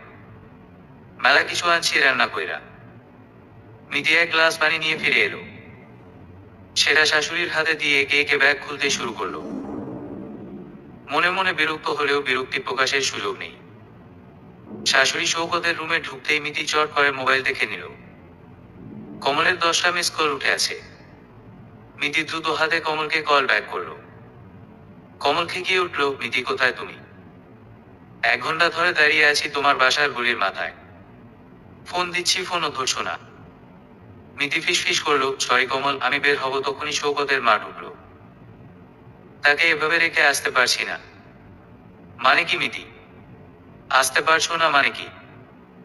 আমার সাথে ফান করছো তুমি? দুপুরের গাড়িতে চিটাগং যাওয়ার কথা ভুলে গেছো। 3টার গাড়ির টিকিট কাটা হয়ে গেছে। কমল আগে চাইতে দ্বিগুণ আওয়াজে চেঁচালো, প্লিজ কমল, বোঝার চেষ্টা কর। মিতি করুণ স্বরে অন্যায় করলো, দেখ মিতি, আজ যদি তুমি না আসো তাহলে খুব খারাপ হবে। আমি কি করব নিজেই জানি না। কমলের কণ্ঠে কঠোরতা। মিতির নিজেকে অসহায় লাগলো, প্লিজ কমল, আমার অবস্থাটা বোঝ। আমি আসবো না তা তো বলিনি, সুযোগ পেলেই বের হয়ে যাব। তুমি বরং বাসায় চলে যাও, আমি একা একা চলে আসব। যদি দেরি দেখি তাহলে সোজা বাস স্ট্যান্ডে চলে যাব। কমল আর কোন উত্তর না দিয়ে ফোন কেটে দিল। মিতির সারাদিন কাটলো অস্থিরতায়। শওকত তার মাকে পেয়ে ভীষণ খুশি। বাচ্চারা তাদের দাদিকে পেয়ে তার চাইতে বেশি খুশি। বাসায় একটা উৎসবের আমেজ চলে এলো। হইচই খাওয়া দাওয়ার ফাঁকে মিতির ঘর ছেড়ে বের হওয়ার কোনো সুযোগ নেই। সবাই মিলে যেন মিতিকে চোখে চোখে রাখছে। চরম এক অস্থিরতা গ্রাস করেছে মিতিকে। বারবার ফোন দেখছে। তোমাকে এমন লাগতেছে কেন? অসুস্থ নাকি? বারবার ফোন দেখতেছ কেন? মিতি ভেবাচাকা খেয়ে ফোন রাখে, না আম্মা, এমনিতেই। নিহিনের এক বন্ধুর মা মেসেজ দিয়ে খবর নিচ্ছে। ওহ আচ্ছা, তাই কও। আচ্ছা শোনো, ফোন রাইখা দুপুরের রান্নায় লাইগা পড়ো। আইজকা খিচুড়ি আর বেগুন ভাইজা ফালাও। আর আমার আনা গরুর মাংস বাইর কইরা জাল দেও। শওকত গরুর মাংস পছন্দ করে। আর খিচুড়ি নরম কইরো। অসুস্থ মানুষ এখন অত চাবায় খাওয়ার কাম নাই। আমি গোসল কইরা আসেছি। মিতি কেবল মাথা দুলালো। ঘড়ি দেখে নিল, 1টা বাজতে চলছে। এখন রান্না শুরু করলে সব রেডি করতে করতে 3টা বেজে যাবে। তাহলে যাবে কখন? মিতির কান্না পেয়ে গেল। তখনই মাথায় বুদ্ধিটা এলো। নিহিনের দাদি কি বলল? গোসল করবে। ইয়েস। এই ফাঁকে মিতি বেরিয়ে যাবে। কিছুক্ষণ এটা সেটা কয়ে সময় নষ্ট করলো। তারপর গেস্ট রুমে উকি দিয়ে দরজা বন্ধ পেল। মিতি কোন রকমে কাপড় ঠিক করে নিজের লাগেজ নিয়ে বেরোতে গিয়ে সারপ্রাইজ হলো। লাগেজ যেখানে রেখেছিল সেখানে নেই। বাচ্চাদের ঘরে যেতে জিজ্ঞেস করলে তারা জানালো লাগেজ দাদির ঘরে রেখেছে। মিতি মাথায় হাত দিয়ে বসে রইল। আজ 2 দিন ধরে মিতি ফোন বন্ধ করে রেখেছে ভয়। সাহস হচ্ছে না ফোন খোলার। কমলের প্রশ্নের মুখোমুখি হওয়ার সাহস তার নেই। কি বলবে কমলকে? অপরাধবোধে ভোগা মিতি চুপচাপ বসে থাকে। আজও বসেছিল ড্রয়িং রুমে। শওকত এখন আগের চাইতে সুস্থ। যদিও হাঁটার অবস্থায় যেতে 2 সপ্তাহ সময় লাগবে। কাছে ভর দিয়ে চলাফেরা করতে পারছে। মিতি শুকনো মুখ করে ঘুরে বেড়ায়। মোবাইলও দেখে না। শওকত বুঝতে পারে সামথিং রং। বিকেলে চা খেতে ড্রয়িং রুমে বসে থাকা শওকতের মোবাইলে ফোন আসলো। ওপাশ থেকে কে কি বলল বোঝা গেল না, তবে শওকতের মুখের অবস্থা দেখে বুঝতে কষ্ট হলো না খুব ভয়ঙ্কর কিছু ঘটে গেছে। কথা বলা শেষে মোবাইলে কিছু একটা দেখছে মন দিয়ে। মিতির দিকে তাকালো, বুকের রক্ত ছলকে উঠল মিতির। শওকতের চেহারা ভয়ঙ্কর লাগে। মোবাইলটা ছুড়ে দিল মিতির দিকে, তোমার কুকর্ম এখন সবাই দেখছে মিতি। নাও তুমিও দেখ নিজের পাপকর্ম। কিছু না বোঝা মিতি মোবাইল হাতে নিতেই চোখ ছানাবড়া। ভিডিওর ক্যাপশনটা বেশ আকর্ষণীয়, তুমি যা করলে সেটা ক্ষমার অযোগ্য অপরাধ। আমার জীবনের 7টি গুরুত্বপূর্ণ বছর তুমি নষ্ট করলে। তোমার সাথে যখন আমার পরিচয় হয়েছিল আমি ছিলাম 23-এর এক তরুণ। ভালোবেসে ঘর বাঁধার স্বপ্ন দেখিয়ে আমার জীবনের সবচেয়ে সুন্দর সময়গুলো কেড়ে নিল। তারপর জীবন থেকে ছুঁড়ে ফেলে নষ্ট করলে 7টি মূল্যবান বছর। সবার বিপরীতে যে তোমাকে আপন করেছিলাম আর সেই তুমি আমাকে ধোঁকা দিলে। এই যে ভালোবাসা, এসব কি মিথ্যে ছিল তাহলে? পারলে জবাব দিয়ে যেও। মিতি অবাক হয়ে দেখলো তার আর কমলের অন্তরঙ্গ ভিডিও, যেখানে কমলের মুখ খোলা করে দেওয়া হয়েছে কিন্তু তার মুখ স্পষ্ট বোঝা যাচ্ছে। নগ্ন মিতির পুরো শরীর দৃশ্যমান। চরম পুলক মুহূর্তে মিতি নিজের চিৎকার দেখে নিজেই লজ্জা পেয়ে গেল। এই ভিডিও কখন করলো কমল? আর এভাবে ফেসবুকে কেন ছেড়ে দিল? লজ্জায় মুখ ঢেকে বসে থাকে মিতি। এ কি হয়ে গেল? কমল কেন এমন করলো? আরে আরে, এখন মুখ ঢাকছিস কেন? লজ্জা লাগছে? বেয়াদব মেয়ে একটা। দেখ, বেশি করে দেখ নিজের মুখ। আমার মান সম্মান ধুলোয় মিশিয়ে দিয়ে এখন লজ্জা কেন পাচ্ছিস? ও আল্লাহ, এই দিন দেখার জন্য বাঁচিয়ে রেখেছ। আমার বাচ্চাগুলোর কি হবে? মিতির চোখ দুটো থেকে আপনাদেরই পানি পড়ছে। ও স্ট্যাচু হয়ে বসে আছে। কি বলবে কি করবে কিছু মাথায় আসছে না। শওকতের পরে থাকা ফোনে একের পর এক ফোন আসছে। রাগে ফোন তুলে আছাড় দিল শওকত। মিতির হাত ধরে হেঁচকা টানে, তোর খবর নিতে সবাই ফোন দিচ্ছে আমাকে, বুঝতে পারছিস? তুই তো এখন বাজারের পণ্য হয়ে গেছিস। তোর নাগর যার জন্য তুই নিজের স্বামী, সন্তান, সংসার, মা সকলকে অবহেলা করেছিস, সে আজ তোকে সবার কাছে উন্মুক্ত করে দিয়েছে। বাজারু মেয়ে মানুষ বানিয়ে দিয়েছে। বাসায় থাকতে ভালো লাগে না তোর? ঘুরে বেড়াতে ভালো লাগে? যা বের হ আমার বাড়ি থেকে। বাইরে ঘুরে বেড়া, আজ থেকে কেউ তোকে কিছু বলবে না। মিতি হু করে কেঁদে দেয়। শওকত, প্লিজ থামো, আমি আর নিতে পারছি না। কেন থামবো? এইটুকু শুনতে খারাপ লাগছে। তোর ভিডিও তোর বাচ্চারা দেখবে, ওর বন্ধুরা দেখবে, বন্ধুর বাবা মা দেখবে। ভালো লাগবে না? তুই তো এটাই চেয়েছিস। বাচ্চারা দেখবে তার মা কত ভালো খেলোয়াড়। ছি, কাকে বিয়ে করেছিলাম? নোংরা মেয়ে মানুষ একটা। আমার জীবনটা তেজপাতা বানিয়ে দিয়েছে একেবারে। শওকত কথা বলতে বলতে হাঁপায়। মাথায় হাত দিয়ে বসে পড়ে, কাল থেকে সবাই ফোন দিচ্ছে আমাকে। আমি বোকা, কিছুতেই বুঝতে পারছি না হঠাৎ কেউ কেন ফোন দিচ্ছে। আল্লাহ, এখন বেঁচে থাকবো কি করে? কত বলেছি মিতি, এমন কেন করছো? বাচ্চাদের সাথে থাকো একটু, এত বাইরে বেরিও না। এসব বললেই শুনতে হয়েছে আমি নাকি অত্যাচারী পুরুষ। বউয়ের সুখ সহ্য হয় না, বউকে কাজের লোক হিসেবে দেখি। তা কমল তোমাকে কি নজরে দেখতো সেটা এখন বুঝলে তো? মিতি সমানে কেঁদে যাচ্ছে। এখনো বিশ্বাস হচ্ছে না কমল এমন কিছু করেছে। এ কি হয়ে গেল? ফোন কোথায় তোর? এখনই ফোন খোল। তোর আকামের জবাব তুই দিবি, আমি কেন দেব? শওকত, প্লিজ। ততক্ষণে ঘরে এসে দাঁড়িয়েছে মিতির শাশুড়ি। কি হয়েছে শওকত? এত চেঁচাইতেছিস কেন? মা, মাগো, আমারে কি সর্বনাশ হয়ে গেল? ছেলের কাছে এসে দাঁড়ালেন বৃদ্ধা। মাথায় হাত রাখলেন। কি হয়েছে বাবা? এমন করতেছিস কেন? বলতে যে থমকায় শওকত। কি বলবে মাকে? সবসময় মায়ের কাছে বউয়ের দোষ লুকিয়েছে, এখন সেই বউয়ের কথা কি বলবে?